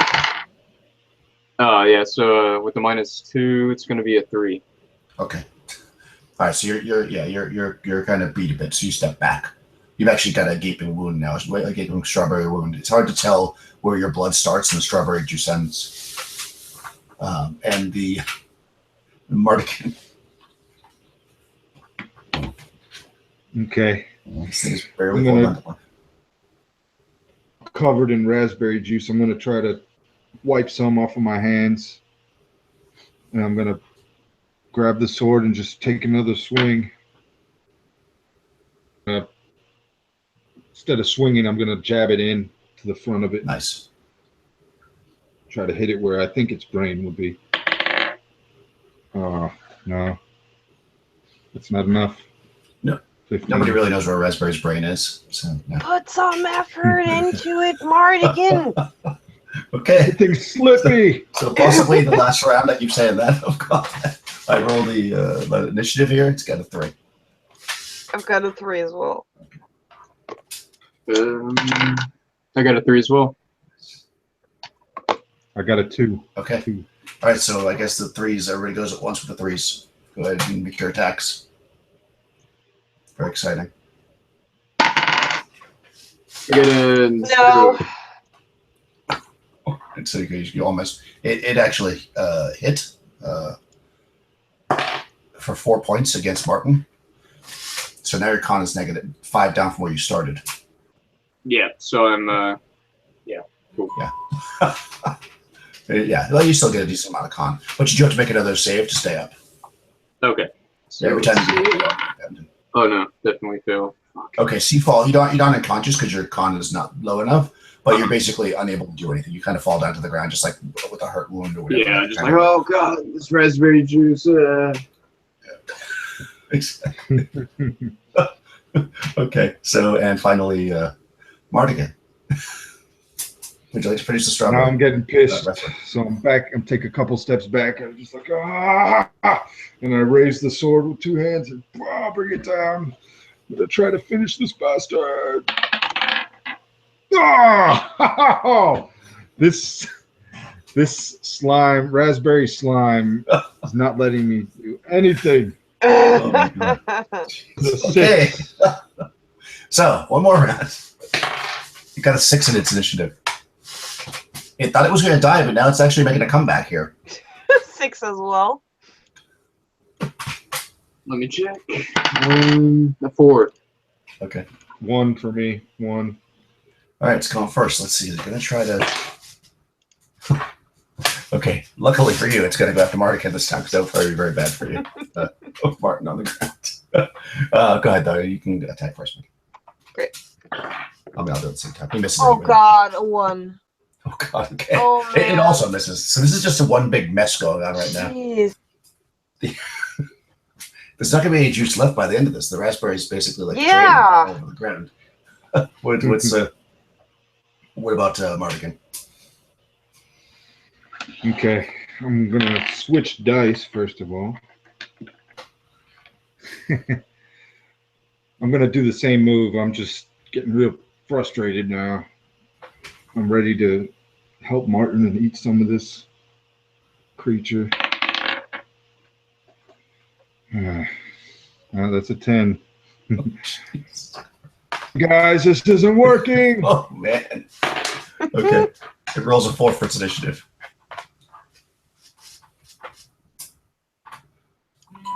I can't believe a giant raspberry is beating you guys. 3. 4. Okay. Let's see. Yeah, 2. 2. Okay. It goes after. Actually, it goes after you, Marcus, again.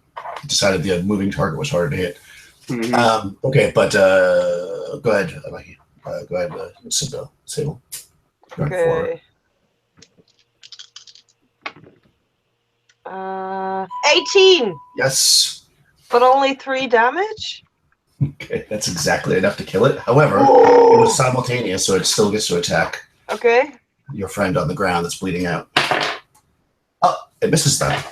So, yeah, it it extends its neck out to bite Martin, which frees up a spot that is weak, and you jab your sword down into it, and the raspberry falls to the ground with just juice pouring out of it. Yeah, I dig my teeth into it in frustration. It's quite You delicious. little shitbag. Okay, yes, you killed the giant strawberry. Raspberry, rather. I'm gonna take the dagger and pull out a chunk and just shove it into my face with the dripping down my chin. Yeah, it's really delicious. It's very, very good. I rush over to Martin and check on him. Okay. Yeah, so you're basically, now that you're out of combat, you can kind of get back up, and but your con's down, so every time you get hit, you'll have to make a death save to not fall over, basically, until your con comes back up. So you are wounded. Well, we could rest. We could rest before we move on and let you gain. Yeah, it takes a whole day to get the hit point back. So, but you could do that. You can set up camp if you want. You're kind of in the woods. You don't hear any more giant raspberries. Okay. I think that's what we should do. My health is low as well. Okay. Yeah, I mean, you have plenty of food. And you can probably light a fire and stuff and camp out for the night. Eat the raspberry. The raspberry, it's good. I mean, it's sweet. Yeah, that's fantastic. Yeah, it's basically a giant raspberry. Are there some big leaves or something like that? You know, like those palm tree leaves or yeah, there's relatively big leaves, not as big as a palm tree, but because it's a more temperate. Yeah, but something bigger where I can like wrap raspberry pieces in. Yeah, there's probably like ferns, maybe. Yeah, something like that, and I make little packages of it and bind it with some, I don't know, grass. So we have some more days with raspberry, not that shitty amulet food. Okay, sure. Yeah, you're able to make let's say about 6 days worth of raspberry rations out of Hell the creature. yeah! I definitely want to eat. About. Go ahead. Yeah. No, yeah, you definitely need to eat. Yeah, especially that raspberry. I definitely want to consume him after what he did to me. So pissed off. And I give everyone 2 of those raspberry packages. Cool. All I'm right. gonna go and I'm gonna grab a stick and I'm gonna touch it to the amulet and say, "See, now it's not so bad when you dip it in raspberry." And yeah, it tastes like wood dipped in raspberry. It's actually pretty good. Yeah. That will starve off the idea that you can't use the amulet. Yeah, so you're able to, let's see, what anything happen at night. You light a fire, you have like a tinder box or whatever. You has that, right? Let's see. Oh, that's funny. Okay. Yeah, the night passes pretty quietly, and we'll say you can gain back a 1 point of con by the morning because you had a pretty good rest, and the raspberry was quite yummy. Okay. That won't do anything for actual hit points, though, right? Just for you to bring. Well, everybody else gets back all their hit points. Yeah. Okay. A regular full night's rest will get back all of your hit points. Right. But if you're below 0, so you have con damage, you don't get any hit points back until your con comes back. So everybody else is back at the top. Okay, so I'm at 12 out of 16 con. Yeah. So until your con comes back to what would be his normal base, you can't get any more hit points. But everybody else gets all their hit points back every night. Yeah. So if anybody else was injured but didn't lose con, then you get hit points back. Yeah, that makes sense, I think. Yeah. Wow, okay. Giant raspberry. Oh, and by the way, because of all the mess, you couldn't really figure out the path anymore where the slaver was going. Yeah. It didn't look like he was following a path. He was just running. Like, you don't find any more footprints. We're probably really sticky right now, right? Yeah, you're pretty sticky. Yeah, you get up in the morning, you're probably covered in like dirt that stuck to you after you like slept in the dirt. Oh my god. Yeah. And as much as the raspberry is good, you've eaten so much of it now that like you probably feel like like throw up from eating too much sugar. Yeah. It was good. It was better than the rocks. Yeah, definitely. So yeah, so the morning comes. What would you like to do in the morning? Drink water. Yeah. Yeah, of course. Yeah, you guys can drink up the rest of your water to kind of get that stickiness out of your palate. Let's go for the village then, right? Yeah. Cool. Okay, so do you want to go to the? Well, you can head back to the streams that you're at to kind of wash off if you want, or you can go right to the village with your stickiness. It's up to you. I want to get rid of that. Yeah, let's wash off and wipe our gear off. Yes, you go back to where you originally met the slaves, and you're able to find some, an area of the stream to clean off, and you're kind of back where you kind of know where you are.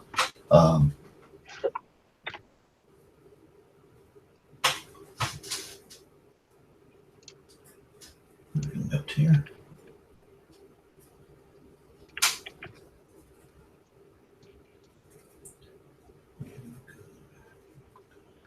Okay, so do you want to take the directions of Jillian and go to the village where you think the cusp are? Or do you want to go to that first village that you'll kind of pass on the way?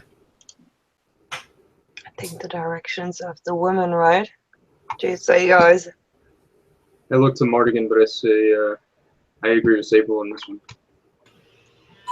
Yeah, I think that would be best. I think we can trust her. They seem to be pretty happy that we freed them. Cool. She had no reason to deceive us. So you're going to skirt then the farms and everything and just go straight for this other village. And you kind of head, I guess, south so you can avoid the farms and around kind of the, you make like a loop so that you don't get too close. And you come upon kind of like there's where the farms were. You go through like kind of a forest, and there's like kind of a hilly area. And on the other side of it, as you come out of the forest, you see a town. And it's similar to the town that was on the other side with the farms, but there's no farms here. There's just probably about 24 mud kind of houses. And you can see as you approach that there's like a lot of people kind of walking around, and they're all really kind of short and fat, and most of them are they have like a little bit of hair growing out of part of their face or their head. Like they look like people, but they look like they're very kind of deformed and kind of gross and dirty. And you notice that every single one of them on their face has the little pink thing over their eyes. They have 2 of them over each eye. And you see like a lot of people, probably, you see at least 20 people walking around, and they all have these things on their You also can smell, which actually smells pretty good, the smell of smoked fish.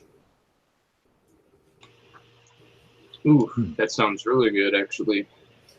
You've Wouldn't mind only having a hot meal. and yeah. Yeah, dirt and raspberry juice from this guy who pummeled the shit out of me. So it sounds really good. Do you think we can just pluck them from their faces? Hmm. Could be I don't know. some trouble if it's yeah, you know.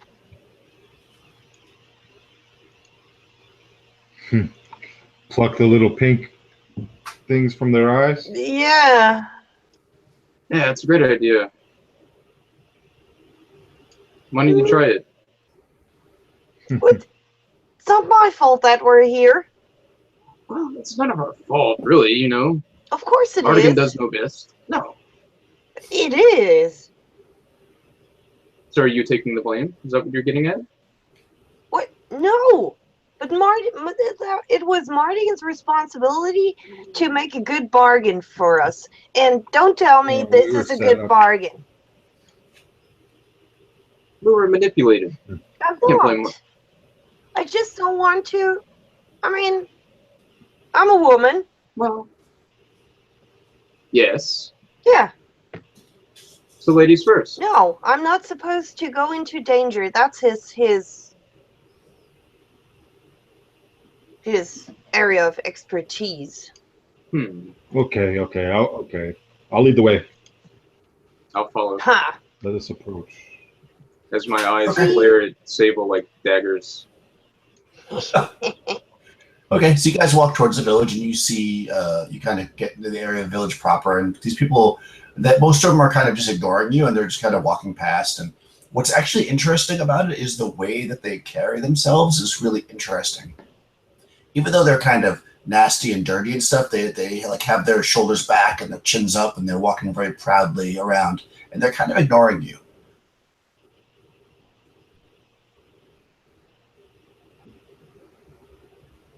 Now, are these pink things over their eyes? Is it their eyes themselves, or is something on their eyes? It's hard to say unless you want to walk right up in somebody's face. Okay. You want to? Well, I want to before enough to someone that I could see someone that looks like maybe. Is there anyone by themselves that we can approach that maybe we can talk to as well? Yeah, okay, so you could wait a few minutes until you see somebody kind of walking by themselves.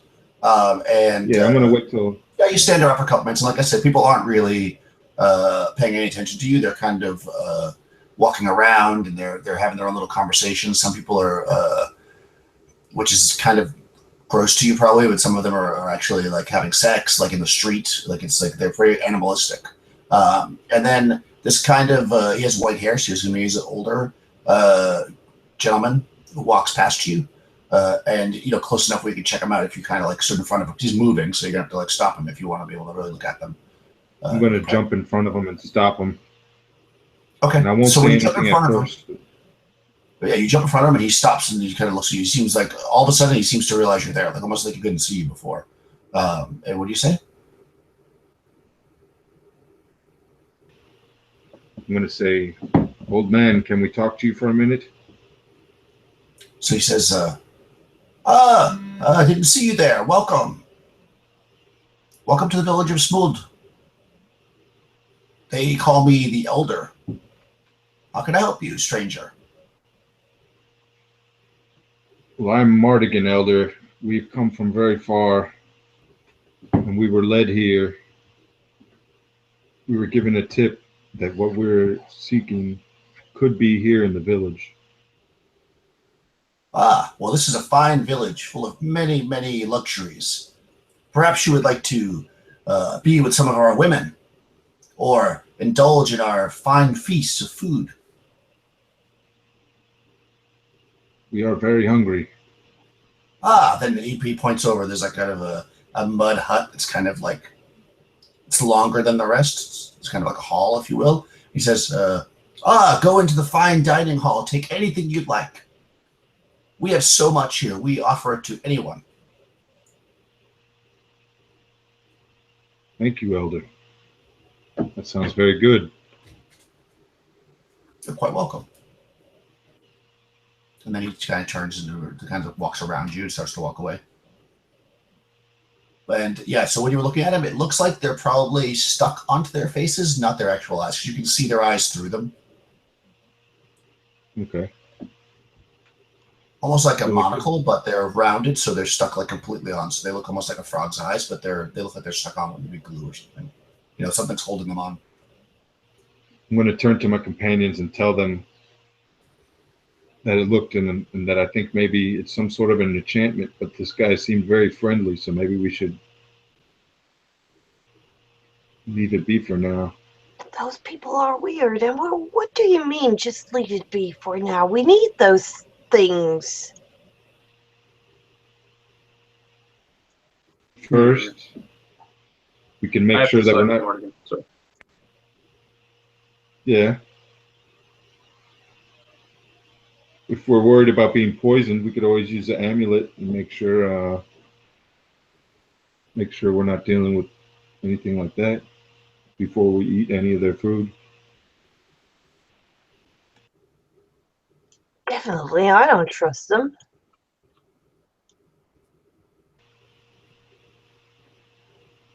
Shall we go, Martin? Well, if you're leading, I think so. Okay, I'll start heading towards the mess hall. Okay. So you go in there, and there's kind of like some low tables with some plates on there, and they don't look particularly clean. You know, they probably wash them, but they don't do a great job keeping things super clean here. And you see big vats of boiled lentils and smoked fish. And people are coming in and like putting some on the plates and just like taking it and sitting outside eating. And they seem to be enjoying it. I'll take a plate and I'll divvy up some portions for my friends and then take one for myself. Okay. Nobody stops you. They're all just kind of doing their own thing.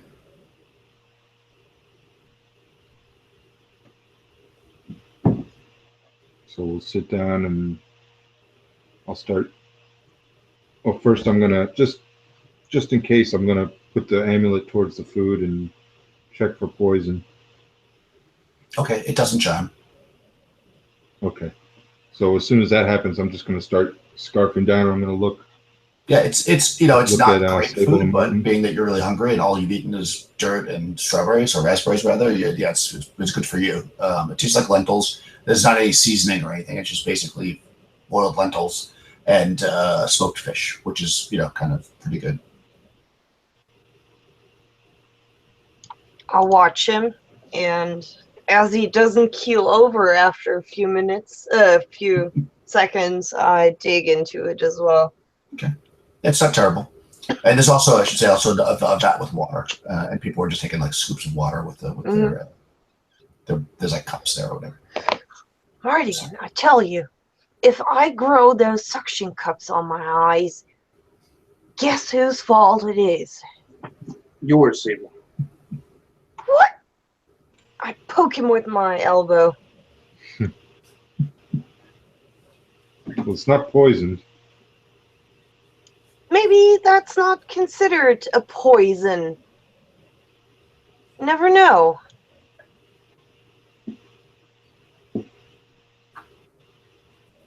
Yeah, you eat it, you wait a little while, and you don't seem to get sick or anything. It seems fine, as far as you can tell.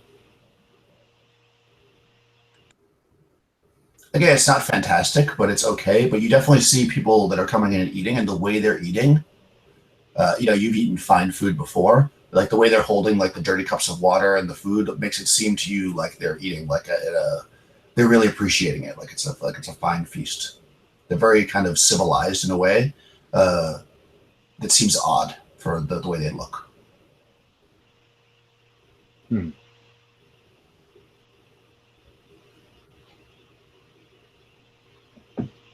Well, I'm going to stand up and go ahead and fill my water skin and take a cup of water. and I'm going to ask Martin and Sable if they think that these cups on their eyes have something to do with the demon that we're looking for. Yeah, good. Maybe it's some kind of protection. Oh, didn't you say that were the things we were looking for? Yeah, you're pretty sure that they're exactly the thing he showed you. I mean, he only showed it to you quickly, but they were from the demon. They were his suction cups because he had like tentacle arms. No, Okay. that's exactly what we need. You have to pluck them off, Mardigan.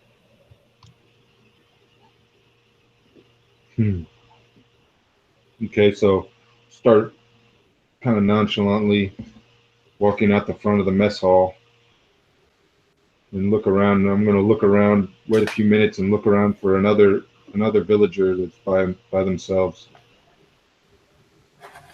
Okay. Inside the mess hall? No, just outside the mess hall. Oh, okay. Yeah, so you go outside, and you're waiting around a few more minutes, and you see another guy, kind of a woman, will say. She walks by. She's got everybody you've seen so far here has these things on their eyes. Every single person. She walks by. And she kind of eyeballs you, and she kind of goes, "Hey, Hello, fair maiden. Maybe see you for a moment." Yeah, she like reaches up I'm over and here for touches just a your moment. side. She's like, "Oh," she's pretty short. Okay, She's like, "Oh, you're a good looking one. My house is just over here. I see you have a big sword." Take us to your house. Let us go there. Us? Nice. Yeah, so she's excited that there's more than one of you, I guess. She's like, she looks around. Oh, are you guys all with him? I thought you were staying inside.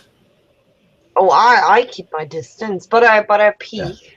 Yeah, I'd be peeking with Yeah. Sable. So she says us, and she seems kind of excited, and she doesn't really see anybody with you. So she goes. She calls over to another guy, another one of these kind of gross looking guys. She's like, come, and now there's like her plus this guy, and they're like, she's like, my place is over here,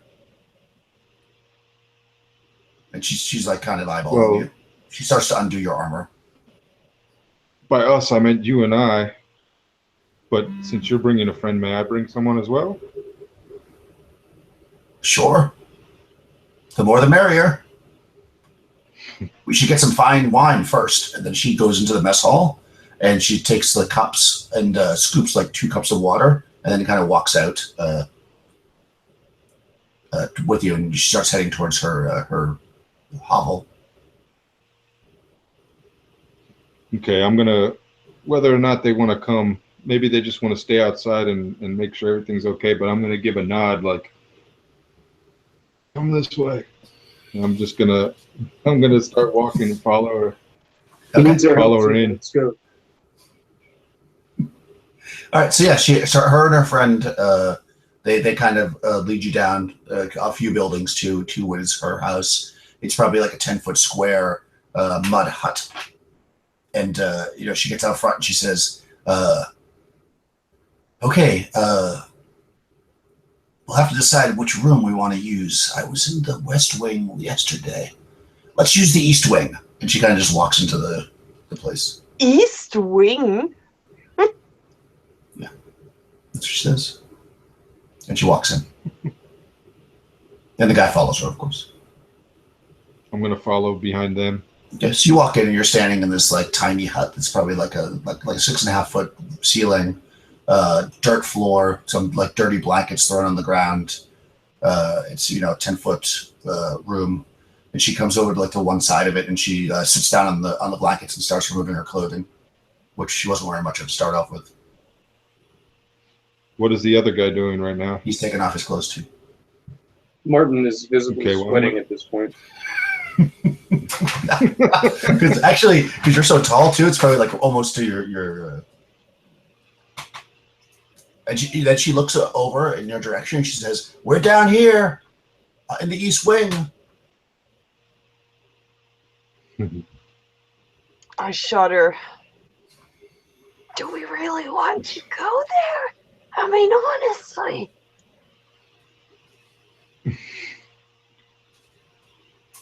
I'm going to move in close to her. Okay, she sees you. Before removing any more of my clothing than she's already undone, I'm going to move in close and caress her face, and I'm going to reach at her eye and try to pull off the... Okay, so let's take a 5-minute break. Wow, The tension. no! The tension. That's what we have to leave it right there. So you're reaching for her to pull her eyeball out. All right. Damn it. So yeah, let's do a quick break to get a coffee, and we'll see what happens with the eye. I have an eyeball fetish. Yeah. Apparently. That's what it is. Okay. Perfect.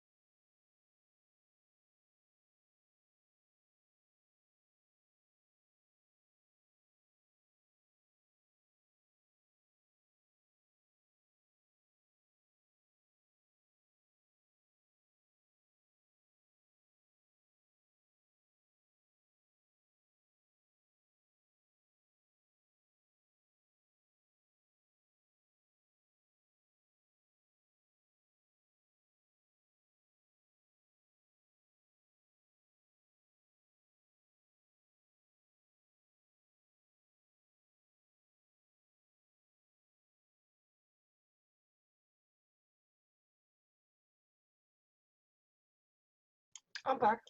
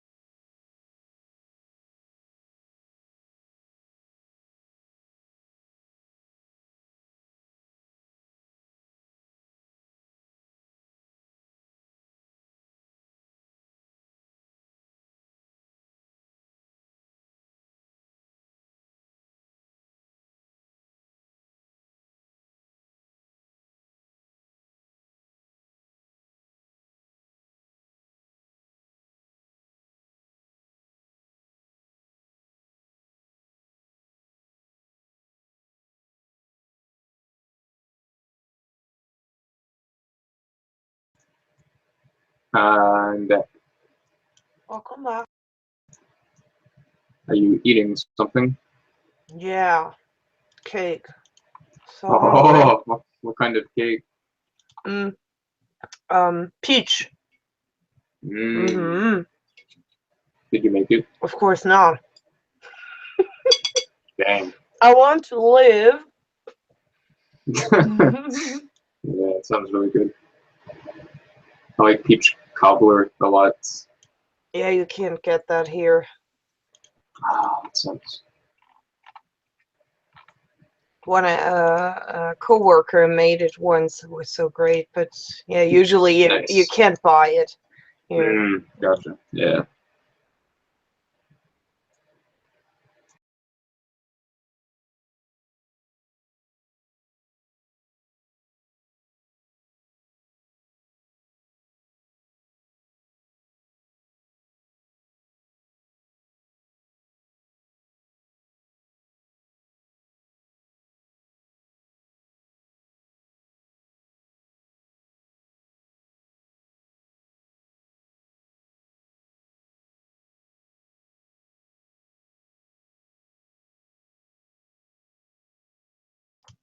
Does Daniel wear a Greyhawk t-shirt?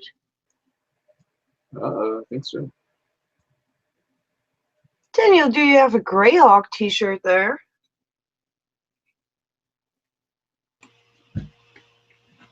That's an awesome shirt. Oh.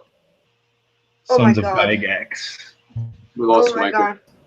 God. Yeah. Oh my God. My peach Oh, cake. cool. Oh Jesus. What happened? What did you For just fuck's do? sake. I dropped my peach cake onto my lap Oh, and No. peach, not raspberry. no peach. Had I known, of course. Oh my God, this is disgusting. Oh I'm man. such an idiot. Jesus, Call the I'm cat. sorry. I hope nobody's deaf now. Oh wow. Oh my God. No, I really just went cake. Actually, that's about it. Shit. Yeah, but that's a Greyhawk t-shirt, really? Cool. Yeah, it says Sons of Gygax. That's some other stuff awesome. you don't get here usually. Yeah, it popped up. Somebody was selling it on Facebook a while back. Like it was like, oh, look at this, and I just grabbed it. By the way, where's your cat? I didn't see her anymore since. Yeah, she's in the other. She was meowing a little bit, so I closed the door. Huh. So she wanted to aggravate me, I guess. Anyways, all right. Is the peach cake emergency over with? Yeah. Okay. Yeah. All right, so we're gonna find out what happens at the. Yes, please. Okay. Oh man.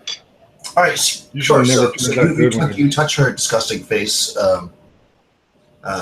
Look lovingly into her eyes and reach to grab it. And as soon as you do, she basically pulls away really quickly. And she's like, she slaps your hand aside. She's like, "Sir, my good sir, you don't touch the eyes of a princess of Schmood." I was. princess. Yeah, and then the dude, like the naked dude, the naked kind of gross fat dude that's with you, he also kind of looks at you. And he picks up what is basically like a kitchen knife, and he says, "On guard, sir." And then she's kind of like, "No. He doesn't know any better. Touch me here." And then she kind of shows you her body. I'll stare Okay. around the corner.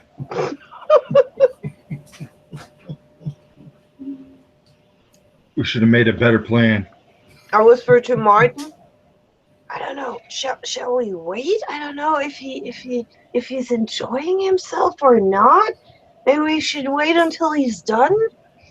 Yeah, we could go hang out outside, perhaps. I don't know if I want to see No, any of this. I don't want. I want to see that. You want to see that? Yeah. Oh gosh, he's like a mentor to me. I don't know if I can watch this. Mentor. So you look, you're like having this conversation, and all of a sudden you look down and you see that there's like one of these like local people kind of right next to you, kind of watching as well. And then he looks at you and he's like, "Ooh, this is going to be good." Yeah. We hope so. Yeah, you can see that he's enjoying himself, if you know what I mean. What? Like really enjoying himself? Yep. Oh my god. I stepped to the side. Jeez. So when you move a little bit, he looks at you, he goes, "You know, my place is just over there." That's great. Then he looks at Martin, he says, "You can join too." Yeah, this is great. Yeah, you two can go. I look at them disgustedly. This is really something. So yeah, so when you say that, he doesn't seem like he has a problem with that. He's okay with just going with Martin if Martin wants to engage him in sexual activity. No, Martin doesn't want to engage him in anything except maybe to fuck off. Just being polite. Yeah, get rid of that guy. Yeah, this should go to him.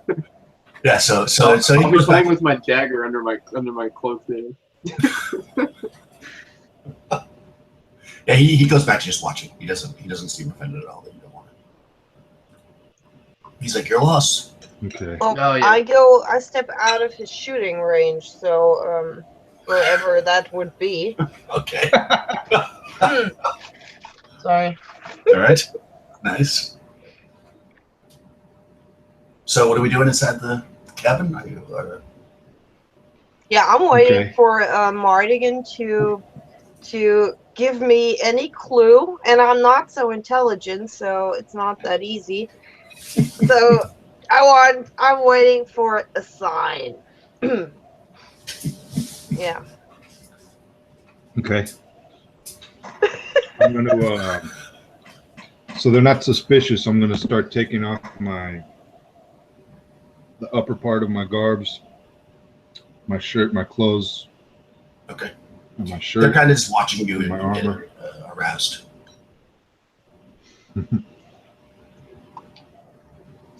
And I'm gonna. Well, in lieu of making a good signal, I'm just gonna grab my sword and I'm just gonna swing at the guy and try to kill the guy. As he does that, I'm gonna try to jam my dagger into the guy. The guy's watching. Oh, Jesus. Sure. Okay.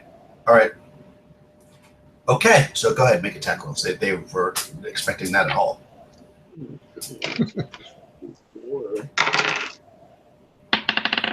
Nah, I fucked up. I got Okay. a 6. Okay. I got a 19. That definitely hits. Yes, you grab your sword, you swing down on the guy, chop him. I have. That's 6 for damage. Oh yeah, you take him out, you kill him. Oh, Oh, actually. Yeah, you hit him right across the head, and it shatters both of his eyeball things, and he falls to the ground dead. And so as soon as that happens, I'm gonna move over to the girl And of and course grab she her, and I'm screams. gonna try to cover her mouth, kind of put her in a hold with my arm across her mouth, and I'm gonna scream, "Sable, get in here!" Okay, what are you doing, Sable?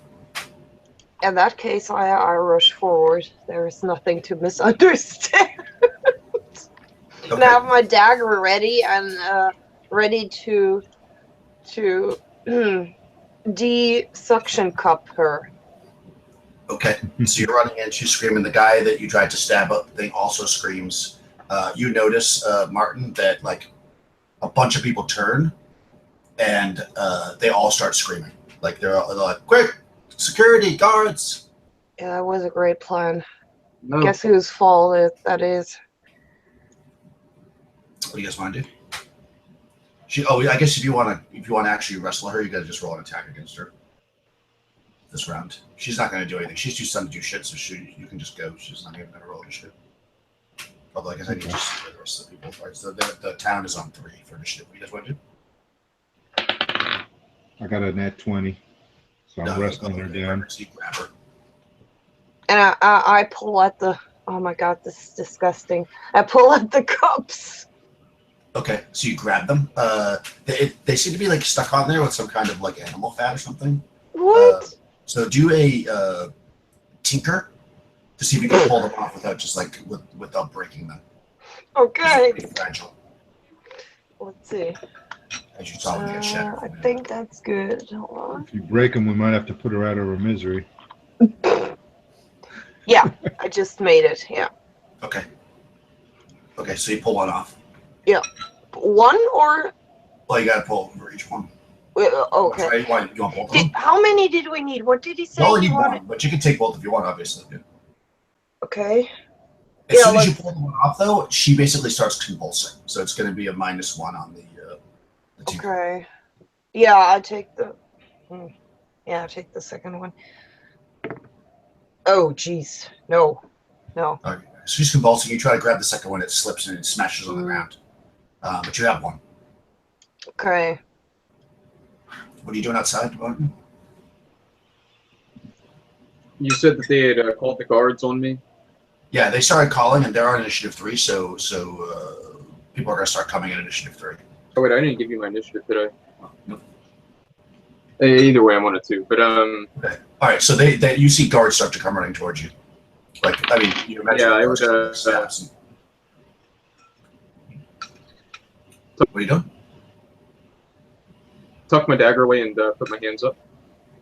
Put your hands up. Okay. All right. Yeah. So, yeah, you see a couple of the guys. You see the elder that you talked to earlier. You see a couple other, maybe like 4 or 5 people that have the cusp on their eyes, and you see about a dozen or so guys that are similar, like nasty looking, but they don't have those things on their eyes. And they're actually holding like larger weapons, like spears and axes, and they're charging towards the hut.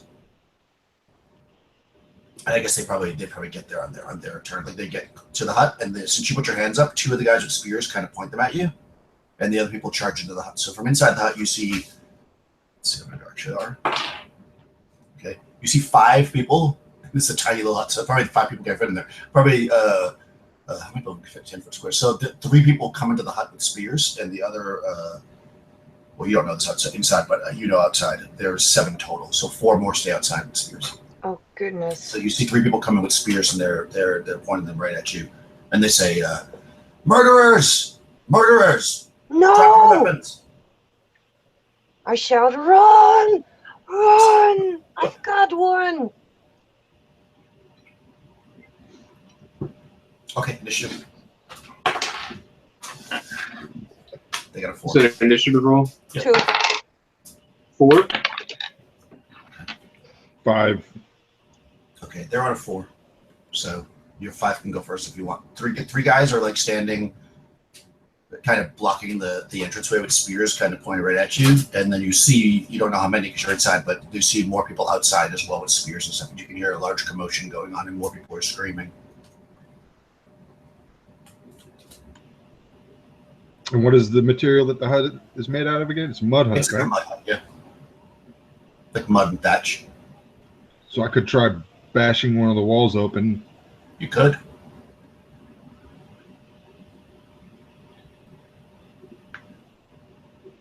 Would that be an open doors check? No.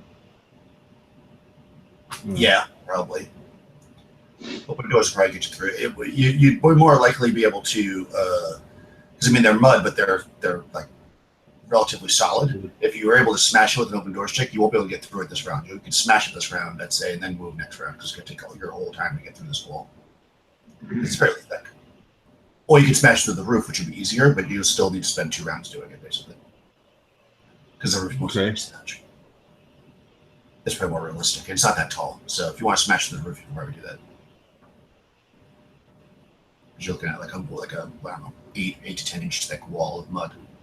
Okay, that might create a diversion too if some of the roof falls in front of us. Okay. So you want to try to smash do that? I'm gonna. Yeah. Okay. Do it open doors. So is this open doors? Yeah, why not? Nope. No. All right, so you reach up and or whatever, or use your sword, or however you're going to do it, and you try to rip down part of the roof, and it doesn't really take much down, just a few pieces fall down. Who else is on a 4? Martin outside is on a 4, right? Yeah, Martin. Okay, so you're going to sit down. So I had put my hands up, so what's happening in front of me with the guards? Yeah, so basically four guards kind of circled around you. Yeah. And 3 more are in the doorway, kind of just like 10 feet away from you. I'm just going to say, I concede. You don't need to hurt me. Okay. Yeah, they don't do anything. The 4 that are on you kind of just keep with their spears pointed. The 3 that are inside with spears, you try to smash the roof down, and they say, because they're on a 4 too, they say, yield or die.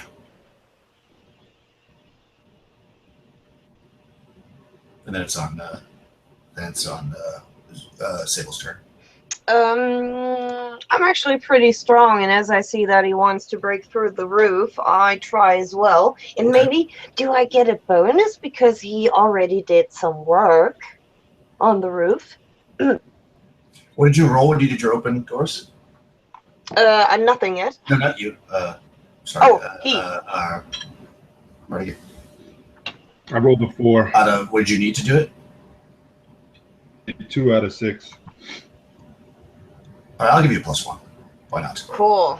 That's good. So I have +1 on it already, so. Shit. No. Okay, so you also reach up and try to pull down the roof. Yeah, it's thicker than it looked. Yeah. Yeah, so yeah, we'll roll initiative again. They obviously see you're not yielding. Oh, they got a 1 though, so maybe they distract you a bit. 5. Also a 5. Okay, you guys go first. They're pointing their spears at you, kind of blocking the doorway. Which did you get to go first? I'm at the highest. Wait, what? Am I the highest? It's my turn, or Yeah, you and Okay. Marty get both 5s. okay. Maybe don't know. we can, if we work I'm together. at 2, sorry. Okay. If Mardigan and I think if you both Yeah. do it at the same time, you probably can pull down the roof. Yeah. yeah, But roll for it anyways. yeah. Let's see what we roll. Okay. As I'm rolling, I'm going to say if you beat a 4 out of 6, then it'll have some ill effect on them. Otherwise, it doesn't really affect them. Okay. Yeah, I rolled a I'm gonna 4. say, we did nothing. We did nothing. We're innocent. We will not stand down. 2. That's a 2. Okay, yes, Yes. you pull it down, and it definitely distracts them a little bit, and they'll have a negative on their attack this turn because the shit's coming down in front of them. On the 2, what does Mark want to do? Are you still yielding? You see part of the roof start to come down.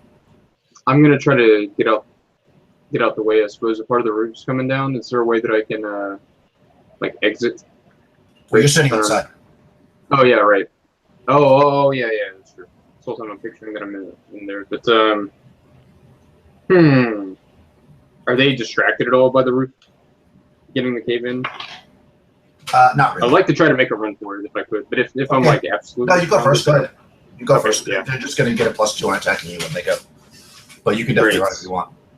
Okay. What do I roll for this? You have to roll. You can just run. Okay. Yeah, I'm just going to take off running. All right, cool. So you run. They're going to attack at you. So in the inside, they're going to attack first. They're going to, let's see, one each on you guys, and then the third one I'll randomize. So first one against Mardigan. Nope, misses. Oh, it looks like we probably hit the. Yeah, your AC is. That would hit you even if you had the shield. So one of the guys inside stabs you with his spear for 3 hit points of damage. Sybil. And then the third guy is going to go after Mardigan, and he gets a 12, which misses you. So you actually get stabbed out by 2 spears, but neither one. Although you are naked, it's still. Oh no, you don't have a dex bonus, do you? No, I don't have a dex Right, bonus. so your armor class is 12 because you stripped off your shirt or whatever, so you're not wearing your shirt, yeah. armor, which is basically. So actually 12 hit you because there's no armor in this one. So you get stabbed once for 4 hit points of damage. Now on the outside, 4 guys are going to try to. I'm going to say only 2 are going to actually try to attack you because the other 2 see the roof collapsing and they don't. They want to make sure that no shit's going down. Oh jeez, they both hit you. Okay, so 2 spears stick into your back for 4 points of damage. 4 off your con too, because you're down in con. Martin. Yeah, cool. So to bring me to So you have to make a death save to not fall down. yeah. I failed with a 9 under the. Okay, and what's your con now? 8. Okay, so you just fall down like hurt. You can still move at like half your speed, but you can't do anything that requires a roll. So you can't like fight or anything like that. You're kind of out of it, basically. I mean, you can be crawling away or limping at half your speed still if you want. But you get the feeling that they're going to chase you. If they're going to chase me, I'm just going to absolutely surrender at this point. Okay. All right, so you stop. And we're initiative for the next round. They got a 5. 2. 6. Mardigan. Okay, so the guys inside, they once again yell surrender, but they don't wait for you this time. They attack. First one stabs at Mardigan and misses. Second one stabs at Sybil and hits. And third one stabs at Mardigan and misses. Wow, you got terrible people attacking you. For 3 points, you take Sybil. Yeah. Or yeah, Sybil takes okay. 3 points of damage. Mardigan takes none. Oh god, And, I don't look good. Yeah, and the ceiling is now torn down, so you can try to climb out if you want. Oh yeah. Although they're obviously you're gonna have to I think get up and goes down or first. whatever to go up the ceiling, so they're gonna get an extra attack. I mean, not an extra attack, but a bonus next round to attack you if you go up the ceiling. I think Sabil goes first, right? Yep. I'm on 2. You're both on 2. Oh, we're both Oh, on 2. okay. Yeah, I would jump or try to jump through the roof. Okay. if Grab my possible. clothes and also jump through the roof. Okay. All right, I'm just gonna we'll roll initiative for the next round. If you beat them on initiative, then they won't be able to attack you. Actually, they can just go like this and go outside to attack you. So I guess they can do that anyways. So let's just roll initiative because you're just staying down, right, Marcus? Yeah, I'm kind of in the, lying down and getting up. 1 to 6 again. They got a 4. 1. One of the initiative has I been got like 1. 6 every time since you've been like not able to fight. I know. I'm like dead, basically, bleeding out, wounded, surrendering. And you get the best initiative. What was your initiative, Mardigan? 1. I got a 1 All right, so as they gotta well. go first. So now you're kind of climbing over the roof. So everybody's out there except for 2 who went to go collect your friend because they threw their spears at him. So now you've got 5 guys attacking you. So 2 each. So 2 against. Well, there you go. Now these 2 both hit Mardigan for 8 points of damage total. It takes So me. luck went the other way. 2 people miss this Sybil. And no, hold on. You still have your armor on. You didn't take your clothes off. And then the third person, or the 5th person, I should say, attacks Mardigan with a 19, so that also hits you. So 4 points of damage. Ooh. Okay. I'm doing bad. I'm down to 6 on my Constitution, so that means I'm going to. Okay, your con drops. You went below your 0 hit points. Yeah, how much was that last one? 2. Right. 2. No, 4. 4. Okay, yeah, 4. Okay, so make a death save. Okay.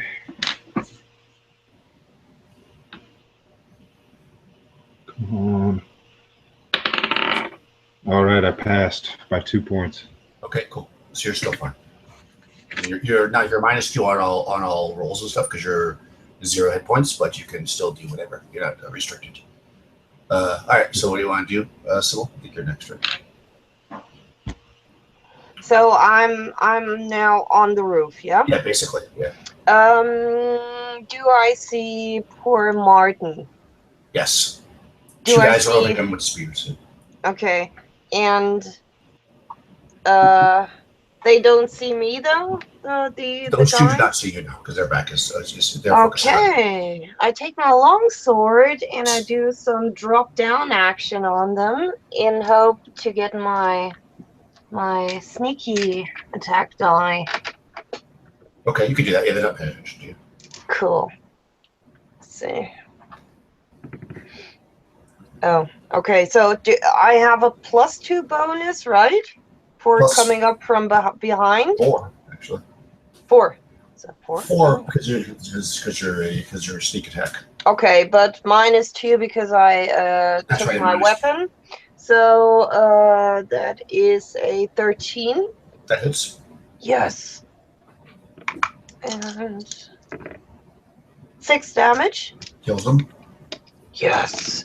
And I grin over his shoulder as he drops to the ground to Martin.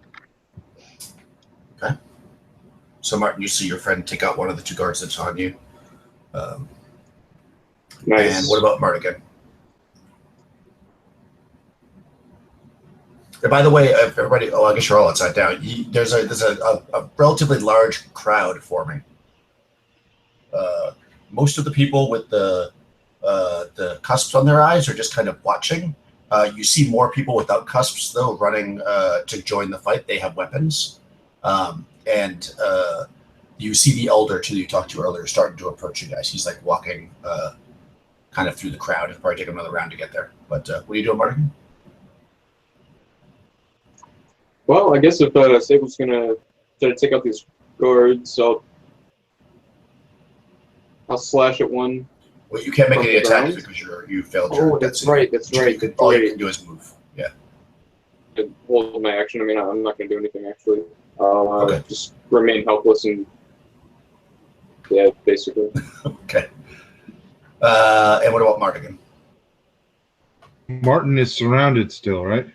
He's got 1 guy on him now, who seems very surprised that his friend got knocked down. You're basically surrounded because you're already kind of on top of the roof, and there's 5 guys on you.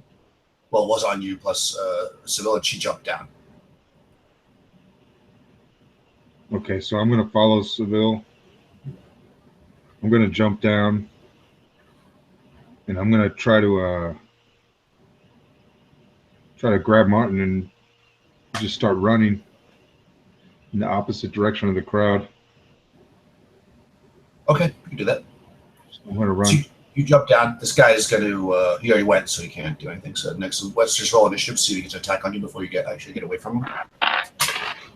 Oh, he got 6 initiative, so he's good. 4. Oh, Okay. 1. All right. So yeah, go ahead. 5. Okay. Oh Alright, yeah, so I can't really do anything anyways. Well, no, you can move. You can only move at half your speed, though. You just can't attack. So, yeah, you grab him and you start to pull him, and he, the 1 guard that's still standing there, stabs out at you. Oh, and hits you actually for 2 points of damage. Oof. So, and if you're below 0 hit point, that's safe to see if you can continue to fight. Safe to say that I can't fight, right? Well, if you fail the death save, you can. Okay, I got to do another death save now, right? Yep. Every time? Every time, yeah. Yeah, until you fail a death save, you can still fight. Ooh. And the bonus is dex, huh? What? No bonus. It's It's just okay. Yeah, I failed. I got 11. Okay, what does that make your con? My con is at 4. 4. Okay, you actually fall unconscious. You drop down unconscious. We don't have time for this. Okay, so go ahead, guys. The Man. rest of How'd the that rest of the cost guards good? are heading towards you, but they don't get to you this round. Damn. What do you want to do? Hide the cusp. Oh, definitely. Yeah, I assume I've put it away. Hope so. Yeah. How many people are directly around me? There's nobody directly around you. There's one guy that stabbed at Mardigan that's close enough that you can attack him. Everybody else is running towards you. Well, I guess they're here because they go first. So they're like, there's the 5 guys that are at the hut, and then you see like probably a dozen more people with spears approaching. Oh And plus my there's like god. civilians that are coming as well. Okay, so I drop my sword and this won't work.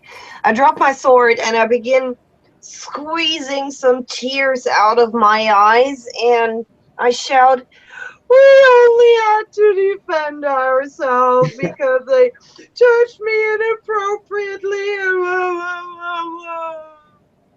Oh, now, I actually have some tears now. Oh, Jesus. Okay, see. All right, so you're claiming that they touched you inappropriately, and that's why you had to defend yourself? Yeah. Okay.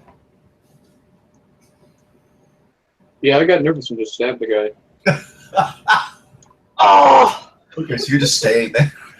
I mean, they saw you leap off the roof and backstab that guy. Okay, all right, so that's fine. So you do that, and they approach you this round, and now you're kind of surrounded by these spear guys.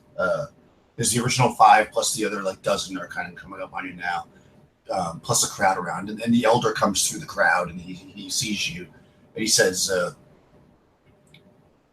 you accusing a prince of Schmood of doing something inappropriate?" Yeah, it was so gruesome. That doesn't make any sense. By virtue of being a prince, you can never do anything inappropriate. But it was a woman. She is also a prince. That can't be. Shit. But she did. I see you are strangers to our ways. Yeah. And then by now, this woman that you ripped the cusp off comes outside, and she says, "Give it back! Give it back! What? You stole my eye!" And then I would everybody never you're do gasp. People are gasping, partially because of the accusation, and partially because they're like freaked out that she doesn't have the eyes on anymore. Yeah, and they like look at you and they say, "This is not. This is we've not heard of this in many, many years. You must. We're gonna have to discuss what we do with you.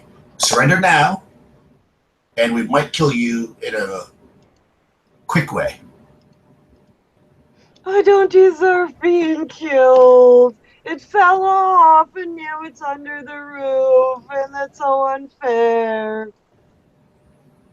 Okay. And So guys, I throw myself on the ground and do like, oh! right, so a couple of men come up with some rope and they try to tie your hands. Yeah. I guess I'll let it happen. Okay. So what about you, Marcus? Does Martin let himself be tied up? Because you're still awake. Mardigan has no choice because he's unconscious. Marcus? Oh, sorry, what was it? I had volume issues here. Oh. Can you hear me? Yeah, I can hear you now. Say something? They're going to try to tie you up. You're going to let them do that? For low. Hold on. I gotta adjust my volume. I'm so sorry. Talk again? They're going to try to tie you up. Are you going to let them do that? Oh, there we go. Okay. Fuck. I had the wrong thing. Okay. Anyways, yeah. I suppose. Okay. All right, so they tie you up, and then they tie up Mardigan as well, who's also unconscious, and they bring you over to a different hut, and they say, "This luxurious palace is way too nice for you, but we have nothing that's low class enough for you here in Schmood." And they throw you into like basically a similar hut to what you just did, and they close the door in front, and they've got like a couple of guards with spears in front of it, and they say, "Your trial will be." I don't know. We feel like it, and then they kind of like leave. So now you're in this room. Do I see a lock? No. It's a mud hut with like doors just closed.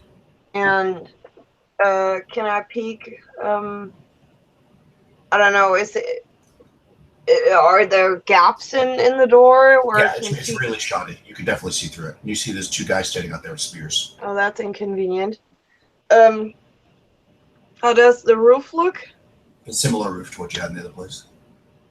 Would I think that I maybe can, like, really silently carve through the wood? Maybe in a couple of hours or something. Well, goal would be maybe at night to get a gap in there and to maybe squeeze through. Yeah, you can probably do that. Okay. So I tell the others, we will just wait, and tonight we will flee through the roof.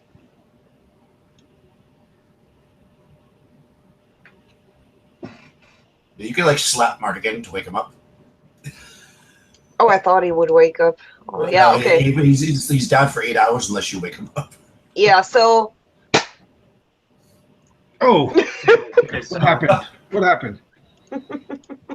So just to be clear, you basically have dropped like your swords and stuff out there too. So you do have a dagger, I guess. But do we? Would we have seen where they put them? no, because they left them out there. They're either still where you dropped them, or they put them somewhere else. Like they didn't touch them while you were still out there. For fuck's sake! Yeah. But you probably have a dagger. Like if you have a dagger or something, they didn't take that from you. They actually didn't think to do that because I still have my suction cup. Yeah. Yep. Yeah, they actually didn't search you. Mm. Just the things that you would have dropped, like you dropped your sword. Yeah. I don't think you didn't use your bow, so you probably still didn't have your bow on your back, but you don't have the sword because you pulled that out. And Marcus, you wouldn't have your sword either because you also had it out, and the two-handed sword is also gone. It's all the swords.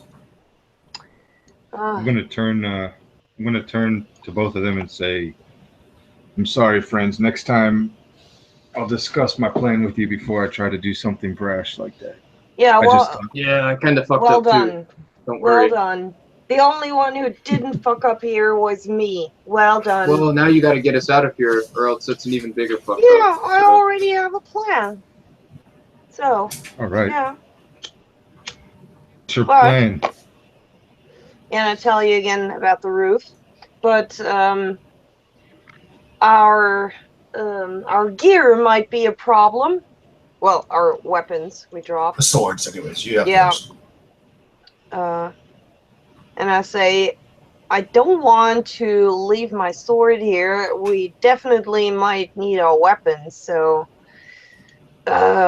maybe they're still where we dropped them. Yeah, and in addition, like because you don't have your armor anymore either, because like you had taken off your shirt, they just threw you in there the way you were. So you're shirtless right now with the daggers. Yeah. I'm shirtless. Yeah, you are. That's okay. Yeah. So when we sneak out, if we're quiet enough, go get the weapons, and we'll pave a way out of here. Yes. I'm not feeling too hot. I don't know how apt I'll be in battle, but definitely try. I'll follow your lead, of course. There won't be any need for a battle if you just keep silent. I can't help it, though. These guys, I don't know, I just felt the need to stab. Yeah, put some effort into it. Well, I tried, and I thought of it. I would. Maybe we Yeah. should get here first, and then one of us come back for the. Since you're the most stealth Sable, maybe you should come back to look for the weapons. Yeah. Once Yeah, I will try that. So I would basically immediately start scratching on the roof to make a hole. I'm trying to get finished in the middle of the night. And Okay. be Yeah. really I mean, they sneaky. basically you hear throughout the next several hours.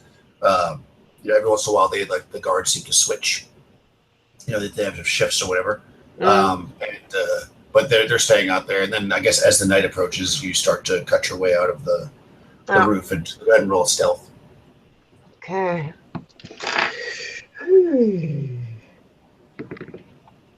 Yes. Okay. Two. Yes, you Yeah. can pretty silently cut a hole, so you can kind of get that you think is big enough that you can squeeze out. Maybe you pop your head out and you kind of look around, and nobody's really on that side of the hut. Yeah. And you can make your way to the edge of the village and off if you're quiet enough. But you do look, because you were not that far away from where you had the last confrontation, and you see that the weapons and stuff are not sitting on the ground, so they definitely took them. Damn. So there was that feast hall, right?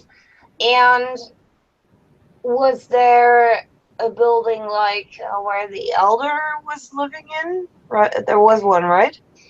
Yeah, he didn't point out where he lived. No. Oh, damn. I mean, yes, most of the buildings look the same except for the feast hall. That was the one that was bigger. The rest all kind of look roughly the same. Do I hear people in the feast hall? Or are they... Damn. You hear people around, mostly making inappropriate nighttime sound noises. Yeah, exactly. Okay. Yeah, I would peek into the feast hall if I see our stuff lying around, because he took off his armor and that's a big item, so I would assume I don't have to look everywhere in every corner to, if it's there, see it. Okay, yeah, so make a stealth to get over there now. Oh god.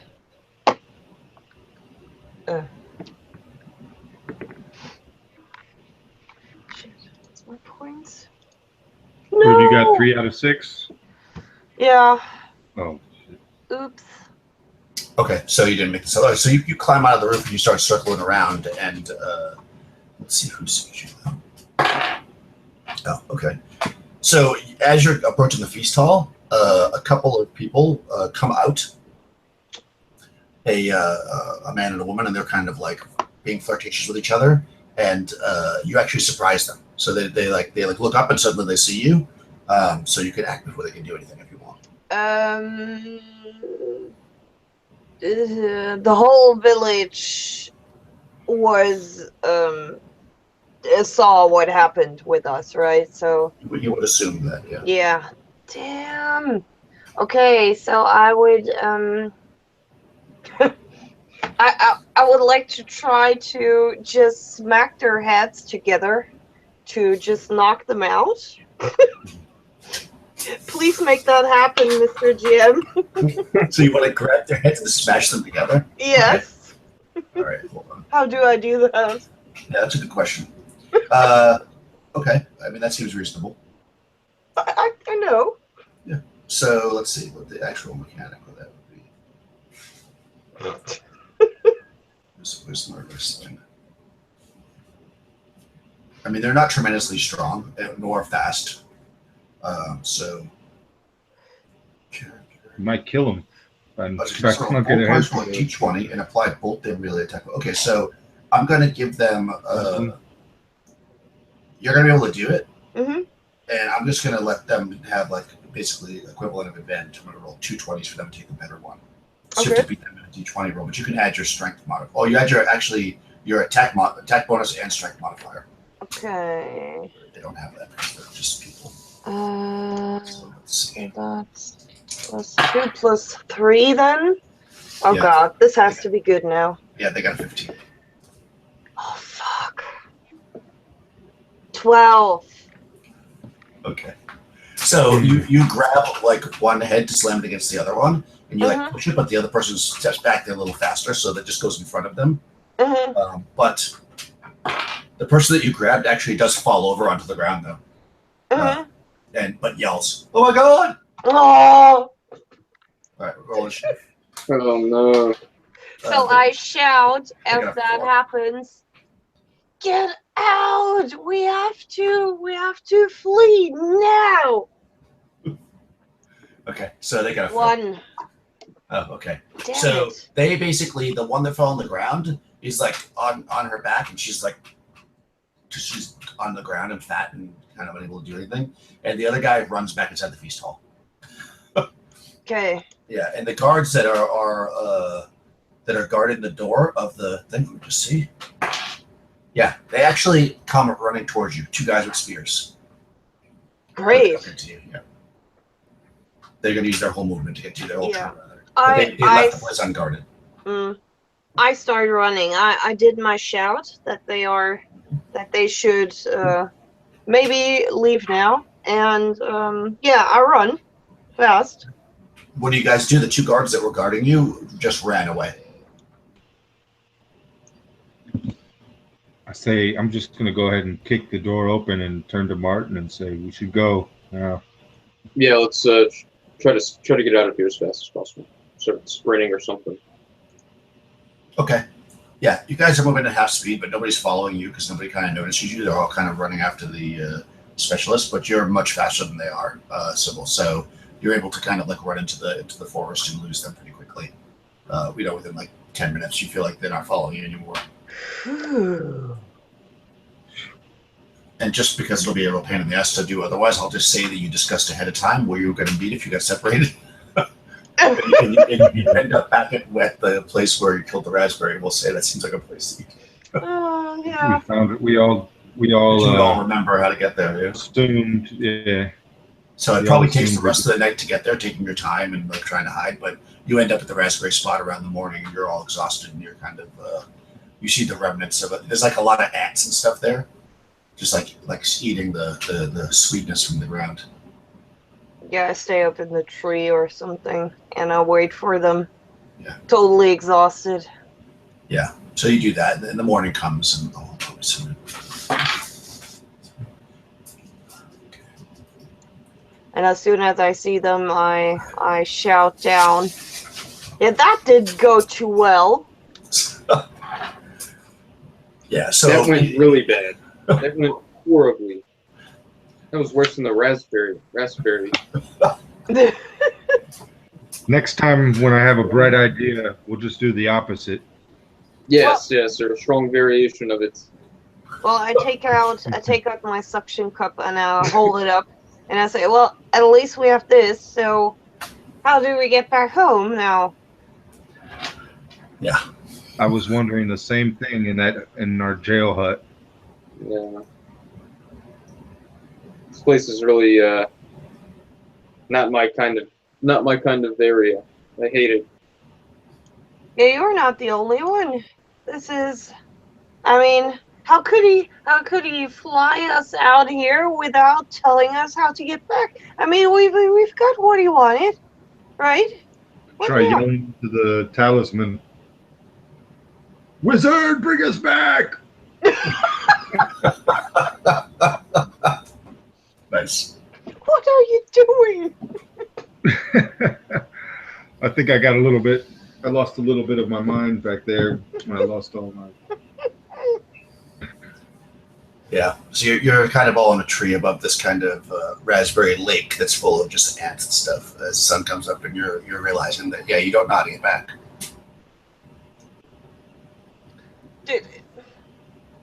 Do we know from which direction we came?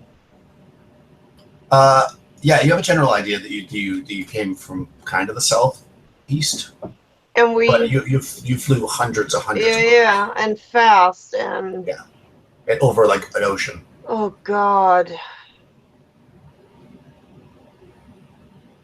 Well, maybe we should just find a boat.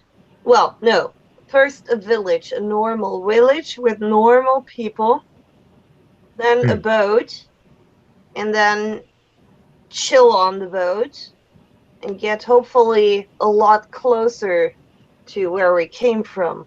What do you think? So maybe the village that we passed originally. Maybe. I mean, it can't be worse. Close are these villages? It's pretty close. They're pretty close. Yeah, they're like within like a mile of each other. I hope they don't exchange information. That's the only thing I'm thinking. Yeah, we might be really pressed for time here.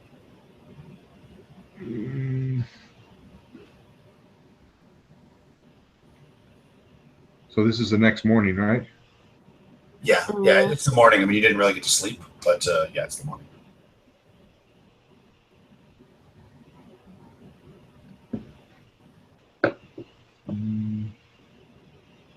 I fear that those people in the other village are kind of the same folk. So we have some problems again with those people.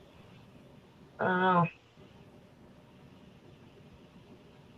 Where did the woman we rescued? Where did she say? Where did she say she came from? She came from the northeast on the coast. And from where you are right now, the village of Yogi is the southwest, the one that came from you. That's not the direction we want to go. Oh shit! But they didn't look like they had greater technology like a boat anyway. I think so. Yeah, they were just in loincloths. Yeah. There definitely weren't any boats on the shore when we first got here. Well, you would know as being like adventurous that like the way the world is, that like there's a huge mix. Like you've got people like what you just encountered that are like living in mud huts, and then not that far away you have like cities. So it's not unusual for there to be a mixture of things. So we could try to find a bigger city, or depending on our crafting skills, maybe we could build a raft. We could try it. Maybe a little bit bigger, so we're not smacked over when there's a storm. But we would need, of course, some food and such. And oh no, we can't do that because we only have 2 water skins.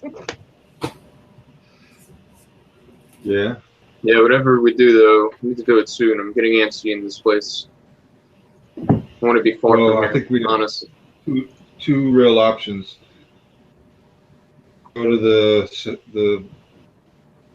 the second village that we haven't visited yet, or head through the forest and try to make it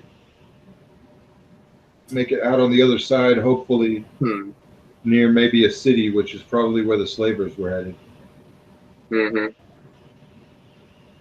I mean, we don't have to tell them that we don't like slavery, so yeah. So just like logistically, where you are, remember there was a big river that you originally found that you got water from. You could get that river travels. Well, from where you are, it travels north. It looks like it's going a little bit northeast, but it does travel north if you want to travel along a river, just for keeping track of where you are. Or you can go just straight through the forest, either north or south, or whatever direction you want to go. But there is a river. Well, villages would be built close to a river, right? So maybe we should stay at the river anyway, so we have water. And we just walk as long as we need to walk to finally find an adequate settlement. Yeah, that sounds good. And in the meantime,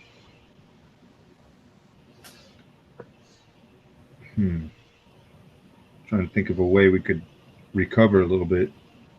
I guess we don't have time.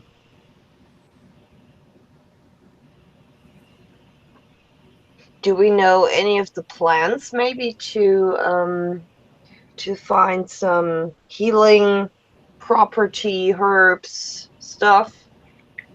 Or bushcraft. Yeah. Oh god. Should we all roll bushcraft? Oh no, Yeah. I mean.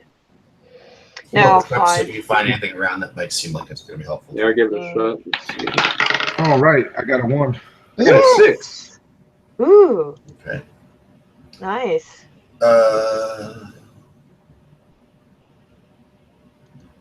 Yeah, you're able to find 3 doses, if you will, of healing herbs. If you make it into tea, it will heal a bit of your con. But it'll take a little while. So if you have to hang on, I mean, you figure you spent a little while finding it. You could probably camp if you want to do that for a day, because it's not going to help you that much if you're traveling, because you can't really recover when you're traveling. So you'll have to camp if you want to do it. But you found 3 doses of this, and each one will heal a D4 con. But you got to make it tea, and you got to rest if you want to use it. And I didn't lose con though. You're fully back up here. Well, you're not, because you didn't actually rest. Yeah, right. Yeah, Okay. but once you rest, you'll be back up full hit points. Yeah. Okay. So I would say maybe. I mean, we were searching close to the river anyway, and as soon as we have that stuff, just make camp for a day maybe. You want to look for a place to camp, or just kind of like sit up a tree. All right, yeah, I'll say you find like a little like kind of glen or whatever that seems like relatively safe, set back from the river a little bit, so that you're not right there where the animals come to drink. And I keep watch for signs of raspberry activity. We don't need that now. That's true.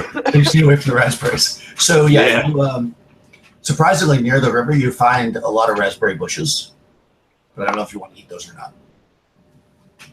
Why not?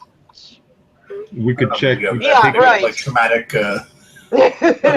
Well, we added anyway, so. That's true. That is true. Yeah, there's raspberry bushes there. You can eat them. Oh, fantastic! Yeah, point at them. Come on, They're probably the children of the raspberry that you killed. Oh God! So yeah, if you want to divvy up the tea, there's 3 doses. So I don't know how you want to do it. I guess you. Yeah, I would leave one dose, my dose, to the other 2. Maybe they can regain a little bit more con then. Okay. What I'll say is this: we'll say first dose we'll do Martin. You get 3 points back. Second dose we'll do Martin. Oh, you get 4 points back. And this is con, right? The con, yeah. Just bring your con I'm back. back at 12 out of 16, I think. Nice. And then I'll say you can split the next one. Why not? But if it's an odd number, then you lose 1 point. Or you can choose which one of you wants it. Yep. Cool. Okay, you split it. And we'll do 3. Okay, so 1 each. 1 more each. Better than nothing. That's right. Yeah, and you're able to do that. You rested, and also because you stayed a full day here, you get 1 more point back automatically. So everybody gets 1 point back for that. And then in addition to that, you get all your hit points back if you're at full. How many rations do we get if we get all those raspberries? I'll just say that was enough to kind of get you through today. You can't Okay. Okay, good. If you want to bushcraft for some fish or something, you can do that. But, I'll go. Yeah, I'll try that. Sure. if you're a con, you can't bushcraft. Oh God, no. Yeah. Okay, yeah. You guys can't do anything. Just let her do it. Yeah, I rolled a 6. Forget it. You're basically resting with your feet up while Sybil's doing everything. So you can get your con back. Oh no, I never wanted to be a housewife. Yeah, you're basically a house. And because of Marnigan, everything is going wrong. Oh. So let's see during that time period if anything wanders by you. Any raspberries or anything.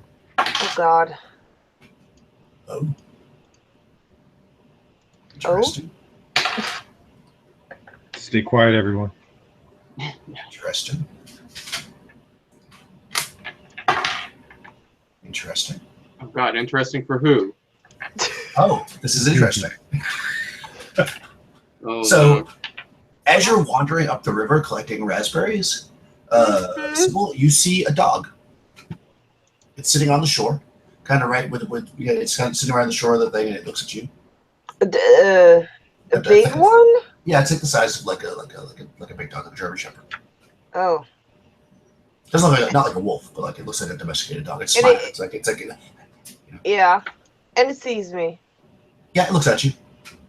Okay. I do the good boy thing. Good boy. It starts like getting excited. Come on. It doesn't seem to want to move though. Why not? I don't know. It's nervous. Let me just roll my. Uh. And you are a safe person walking through the woods. I hold out a raspberry. Oh, interesting. Okay.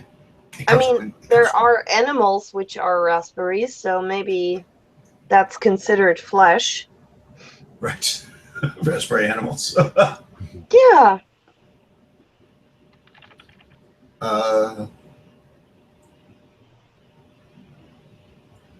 Okay, so it oh my god. Oh, wow. Oh, that was a cat? Yeah, that's my cat. Holy crap. Is it a cat or a That dog? was Carlos' kid. Wow. No, my kid's older than that. I was confused. Now she's being noisy. So yeah, it doesn't seem to want to come forward. It doesn't look like it eats raspberries. Okay, I move closer. Cool. Slowly. Yeah, so it gets excited as you're getting closer. And actually you notice too, as you move closer, because you were scrounging for food, that there's a lot of fish in the water near it. Like it's like there's like a Okay. it's actually right near a pool in the river, like a little side pool, and there's a lot of fish swimming in there. So you think you probably get some fish in there. Mm-hmm. I look at the ground. Is there like a pit hidden or something? A pit. Yeah. Roll wisdom. Oh, knew It's it. not a pit. Actually, no. Roll a d6. That's better. That makes more sense for this. Oh, I made it. Oh, I know. okay. 4? No, there's no pit. It just looks like regular, shore, basically. Okay. Rocky. Yeah, I would move closer and still doing the good boy. It's very excited. It's very excited that you're doing that. Yeah. It doesn't seem to really notice the fish behind it. They're starting to like jump in the water. And then go ahead and roll initiative. Oh. Oh, you got a 1 though, so you Guess who else? also got a 1. Okay. Yeah. So as you're like good boy, and then all of a sudden it like turns toward its butt towards you basically, What? and its tail, which is really long, stretches out at you, and it has a hand on the end. It tries to grab you. But since it's simultaneous initiative, we'll roll off to see if you can avoid the hand. If you can attack it before it attacks you, so let's just roll again. Shit. 6. Okay. Oh, 18 plus 2 is 20, No. and Initiative 56. oh, huh? Well, We're gonna roll again because it's simultaneous. Because this kind of Oh, I requires. thought we were attacking so much. Yeah, 5. Okay, so it's gonna go first. Because this kind of matters. That's why. Mhm. Okay, so it's gonna get to actually attack you first. That's. Shit bag. Oh, it misses that. Good. So it reaches, it grabs you, but it doesn't quite get a good grip on you, and you're able to attack it if you want. It's like a hand on the end of a tail. Although, you know what? I run away Okay, you can do that. because I'm alone and I don't have much on the hit point side. So yeah, I turn around and I book it. Okay. And I shout, "It has a hand!" It doesn't follow you. It stays where it is. Yeah, I hope so. You hear it Okay. like kind of whimpering. And I rush into the camp or where we camp, past past the last tree close to the fire, and I just shout, "It has a hand at its ass! What? The dog! What did you do? There's a dog at the river, and it has a hand at its Why didn't ass!" you help it? What? You should have helped it. Well, what? It wanted to grab me Slow down, slow down. with The his dog's ass tail had a hand. hand. Yeah, and it wanted to grab me with his ass hand. Ah. Well, that's unsettling. This country is disgusting in every Yes. way. It's terrible. It's the And worst. I found a lot of fish in that pool, but the ass hand is closed. Well, we shouldn't go near the ass hand, I think. Yeah, I agree. I want to go home so bad. Yeah, the ass hand is probably a bad thing. Mm-hmm. So okay, so you would make it through the rest of the day with no other weird encounters like that. So what is ultimately your plan? You're gonna head up the river. It is, right? Are you guys? I have to actually check this. So you guys are both below 0 on your hit points, though, right? Correct. Yeah, and 12 out of 16 on con for what it's worth. Okay, cool. I have to check my own house rule. It's not actually my rule. I can't. I think it's only if you failed the death save are you slowed. My con's at 9 right now. Death using this with if help us. Okay, so no, you can still move at full rate, but you're going to be -2 on all your attacks and everything until you get back to zero, basically. Then you get your points back. So, but your movement is not slowed. Then that's only if you fail your death save, which by now you've kind of recovered from that. Although, interestingly enough, this morning both Sibyl and Martin, you start to notice that you've got some strange sores on your arms. They kind of itch a little bit when you scratch them. Like they seem to like open up a little bit. Huh? Are they God. pussy or anything? No, not yet. Do they look Not yet. like Not yet. Um, What did you guys do last night? Nothing. what? Slept like a rock. Does that remind me of the slaves? Not exactly. Okay. I lean over to Martin and I say, he was the one who did inappropriate things with that woman. Why do we I mean... Somebody's punishing us. No shit. It's just so bad. Look at it. Look at it. No, I don't. I have my own. Mine are crazier. What did you two do that I didn't do? What did... Did you eat raspberries? Did you eat loincloth? Yeah, I had loincloth. I didn't eat loincloth. See? Oh, I knew it. Probably the damn loincloth. That was a stupid idea. It tasted kind of good though. No, it didn't. It wasn't You just worth. Salty. You don't like salt. Oh God. We have to get Yeah. home fast. We need to find a medicine man.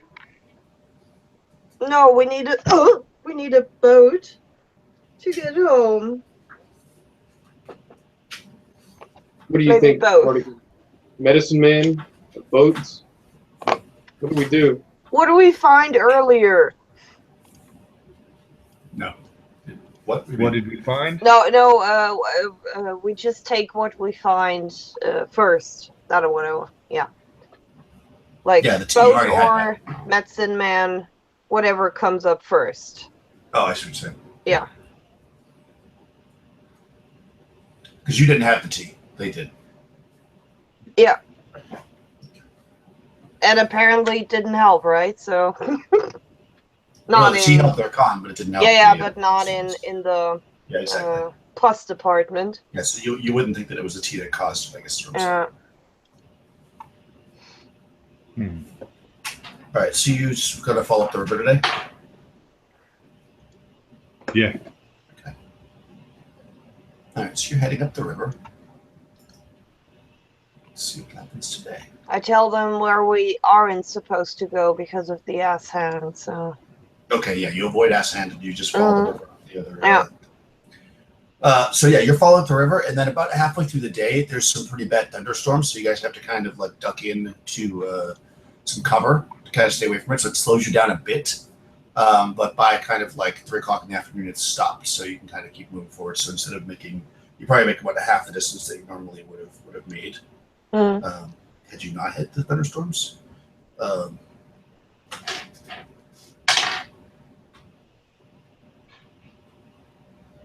you guys are getting lucky. Well, so you're continuing to travel on.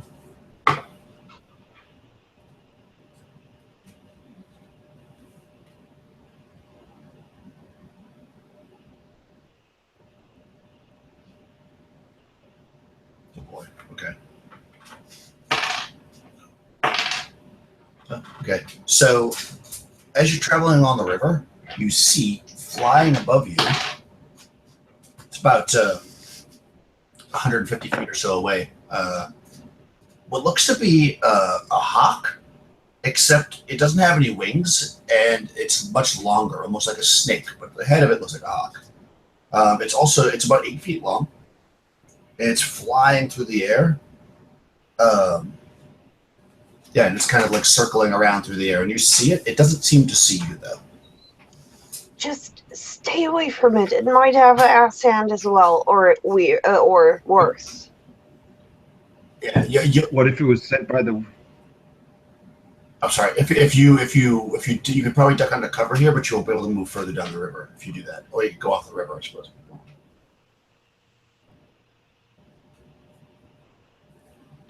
What did you want to say? Well, Rose? I had another horrible idea. Oh God. What is it? Maybe this was sent by the wizard to find us.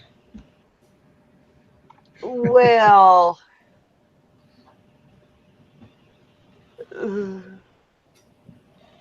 No, I say we steer clear of it. Yeah, I agree. At least we should be careful until you guys are back to full health and such. Yeah, maybe. Yeah. Do you want to like just try to get away from it, or do you want to just like hide somewhere near the river and see if it leaves eventually? Is there a place to possibly hide here? Yeah, we could go a little bit deeper into the woods where you wouldn't be so visible from the sky, because right now it's flying, even though it doesn't have any wings. It's almost like slithering through the air, but it's up in the air, so you figure if you went into some trees, you'd probably be somewhat hidden. Or you could just go off the river and then you would be far away from it. But then you might not be able to keep following the same path you're following. When we could get back. Sure. I mean, Yeah. the river winds, so you can take a guess as to where it goes. Because right now you're, let's see, the river kind of was heading to the northwest, and then it kind of turned to the northeast, which is the direction it's going now. You could, like, for instance, get off the river and go north, and then go east, and hope that you run into it again, assuming it keeps going the same direction. Or you can go east now and then try to go north. You know what I'm saying? But you can't. You don't know if it's going to turn or not. Again, but you could certainly try. So, which direction do you think you want to go to meet you up at the river again? I guess if you do that. All right, again. What do we do? So it's either west or. Well, Yeah. either hide here or go We'll go off the Uh, river. Further. Yeah, sorry. Figure that out. Exactly. Hmm.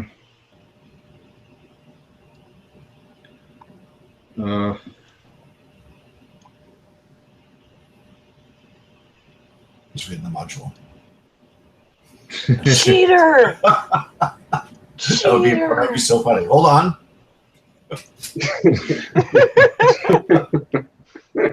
can see you. That happened. That happened once in the OSG. Just No, saying. Oh, really? That's amazing. Yeah. Yeah. Promise. Oh, that's funny.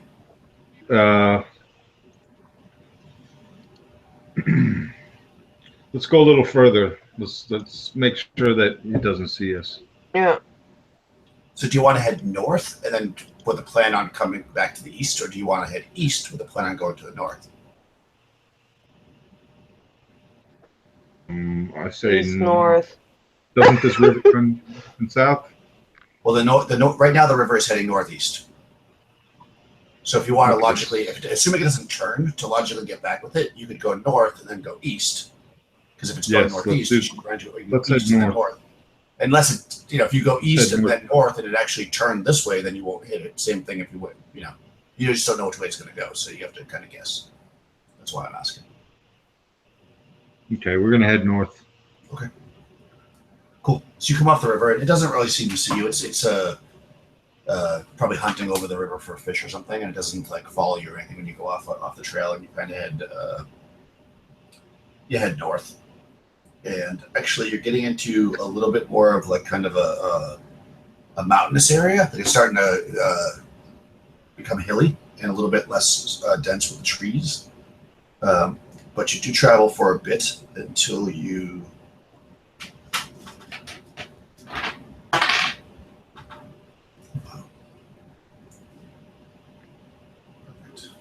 So you enter into, you head north. So I'm just trying to figure out where you Yes. All right, into. Oh, there they are. All right. So as you're coming up into the mountains, you kind of, it's rocky and everything, and all of a sudden you come to the edge of basically there's not a valley, but kind of like a cup of water. There's a lake basically on top of the mountain with all mountains around it, and all around where this lake is, this beautiful lake, the ground is covered in crabs. Ooh. Oh, great! Sounds really good. 300-foot diameter, blue tarn, always completely still, even when the wind howls. Okay, so you see, laurel, honeysuckle, white roses, and lilies surround the water.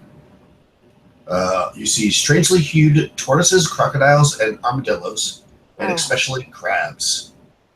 All are silvery blue or smoke gray in color. And you also see a woman. She is. I'll show you the picture. She looks cold in this picture for some reason. Here she is. There's the crabs. So you see this woman standing out there with the crabs. Be careful. She could have an ass hand as well. That would be tragic. Garbed in shimmering moon white dress. She wears a silver necklace with pearls. And she's kind of standing up there near the water. And she turns and she sees you. And she's just kind of looking at you. Because you're pretty far away at this point. You're probably maybe 1,000 feet away. You can, she's just kind of looking at you. And if you don't do anything after a minute or so, she kind of takes her hands and goes like this. And all the crabs and stuff kind of spread, making a path so you can walk towards her if you want, without having to walk through the crabs. I whisper to the others, I guess that means we're not allowed to eat those. Yeah. I don't much like crab anyways. I was getting excited. I was already looking for something to put them in a pot. Go. Come on, guys. Go ahead. Seduce her. Maybe we can get some. And maybe she can tell us about the city and such. Yes, work your charm, Mortigan. Worked So as great I'm before. approaching Maiden, Okay. So you approach her, and when you get close enough, she speaks to you in kind of a very soft voice. She says, welcome. Do you need some refreshing water? My lake is the most pure water on the earth.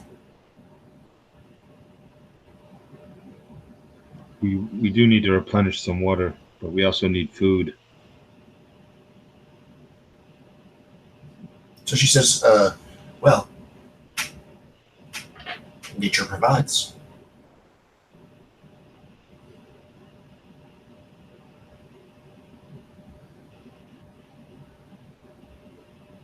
What did you say, woman? Nature provides. What of these crabs that are around festooning the floor here? What of them? May we eat these? May we have some of these crabs to eat? She kind of looks at you. She says, sure, why not? We shall feast. And then she kind of does a flourish with her hands, and there's like a puff of smoke, and there's like a big pot of boiling water. And then she just kind of like raises her hand, and some crabs just like crawl into the water and start cooking. Wow, did you see that, Martin? Very impressive. I could never do that. Yeah. What is this control that you have over these creatures? When you are one with nature, nature is one with you.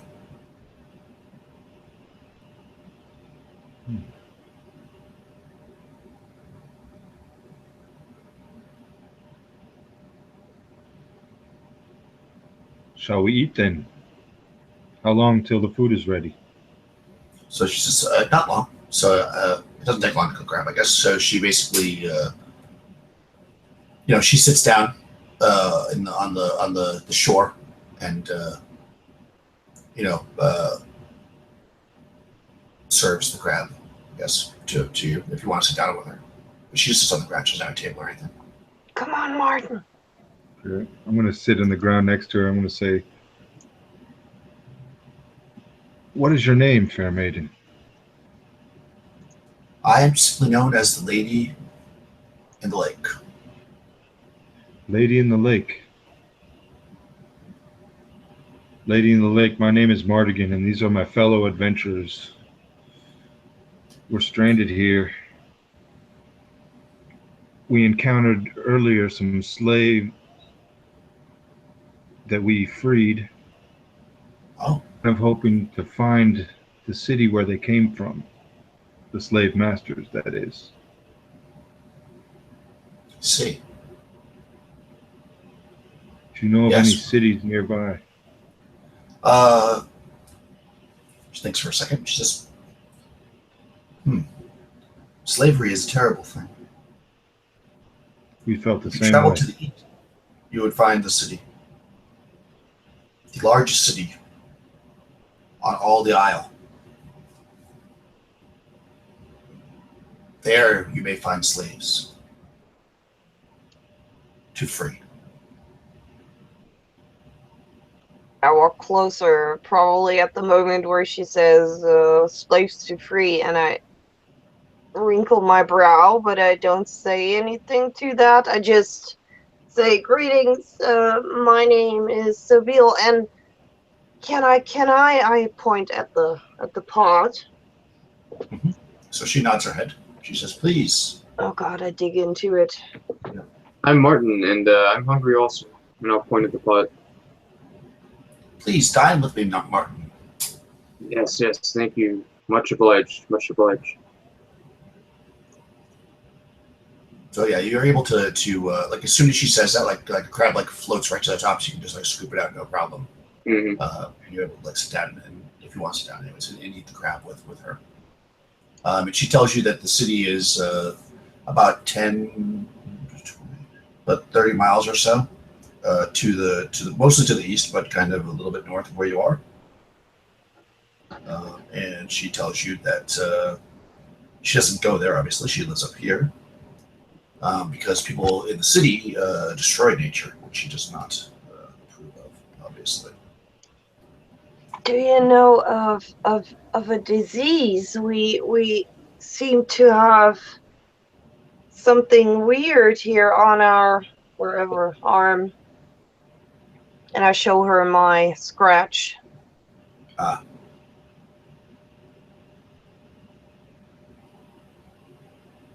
She says, yeah, she looks at it. She says,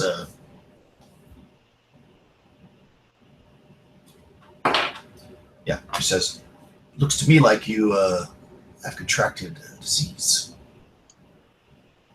Well, yeah, that's what I was thinking already, but do you Probably need a know? healer. Oh, fantastic. I assume that city you were speaking of would have a healer, right?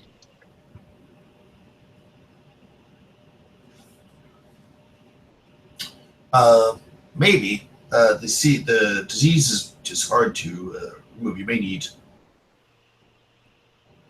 You're going to need magic to remove that. Oh, God. Look to She Martin, tells you. devastated. Yeah, she tells you that. Yeah, meet the gaze. Where is that?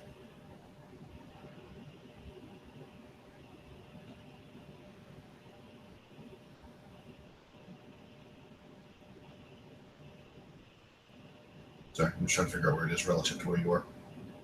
There is, in fact, healing. It's pretty far away, actually, but.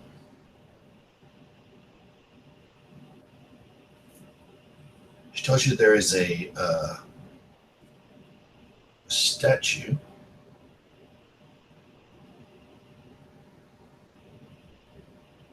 Oh, is it like? Oh God! She basically tells you it's almost where you came from. She tells you directly south, 50 miles to the south and slightly to the east, on a small peninsula, there is a statue.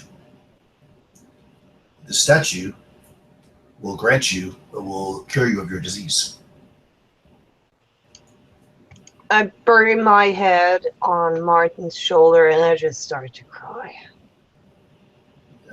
She says, Important. I'll tell you exactly what she says, because this will become relevant. She says, a statue of a nude woman holding a small jar. Out of the jar pours honey.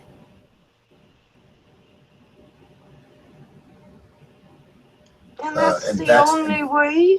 Sorry. Well, that's the only thing that she knows about you.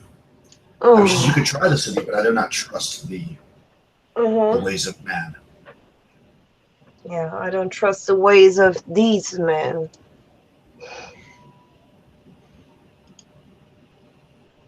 Yeah, I'm trying to think. That's the only one that she would probably know about. I mean, there's probably other places to heal, but that's the only thing that she knows. But you'd have to go back the way you came, basically. Not Lady exactly of the the way you Lake. came. You only to the east of where you were, but So where we came, you're saying where we came from in the forest. where you originally was dropped off, yeah, more or less. Remember, you went east. If you then you basically went east, and then you went north up the river. If you had continued to go east, that's where she's sending you. So you can Okay. follow the river back down, and then once you get to the shore, go east again, and you should be able to locate the statues, which is telling you. But it'll probably take you a couple of days, anyways, because you have to go back down the river. The city is much closer, but she does not know if in the city you can get healed or not. That's something you'll have to find out when you get there. She only Lady knows of the Lake. magic. We lost our weapons. Have you any weapons, or have you the ability to maybe enchant these daggers that we have left? I have no need for weapons or violence. We don't wish for violence either, but we know that sometimes things can become dangerous. It can be horrendous. These are unknown lands to us. So we must seek some sort of implements to defend ourselves, especially if we're heading to the city. Okay. What's your charisma? My charisma is low. It's 8. Oh, so it's -1. Okay. -1. All right. So she says to you, well, in a city, you certainly could buy weapons. Isn't that how it's normally done? That is true, my lady.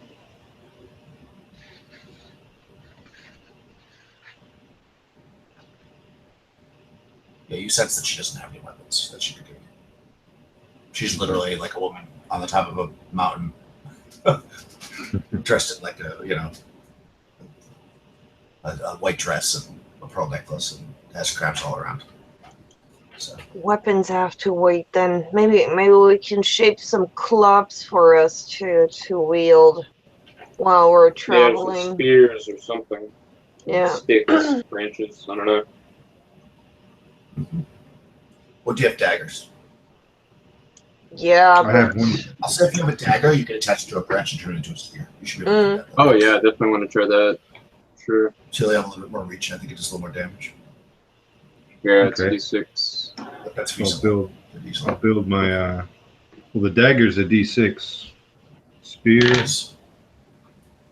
Daggers are decent. No, daggers That only was D4. a It's a minor D4, weapon. yeah. It's Oh, okay. and dagger doesn't go through heavy armor, so Yeah, it's also reduced by the armor. If you run into anybody who has armor, you're gonna have trouble. Yeah.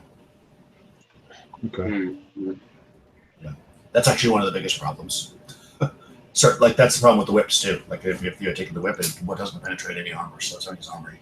It's one of those limitation things. So yeah, you can turn your daggers into spears if you want, although not here because there's no trees. It is kind of near the end of the day though, so she offers if you want to stay here, you can stay the night. Although she has no shelter, she says I sleep on the lake.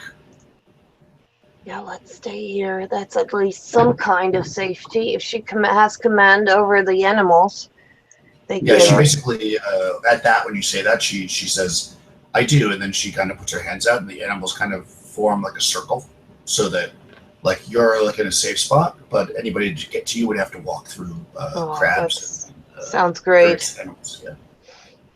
And she actually walks out to the center of the lake and stands in the water, and then basically like just stands perfectly still as the sun starts to set behind her. Nice. That's it. So I think we'll probably stop here, and you guys can figure out what you want to do from there, if that's okay. Because we got getting close to 4 hours. Let me start the broadcast, and we'll figure out what's going to happen. Yeah, thanks for running it.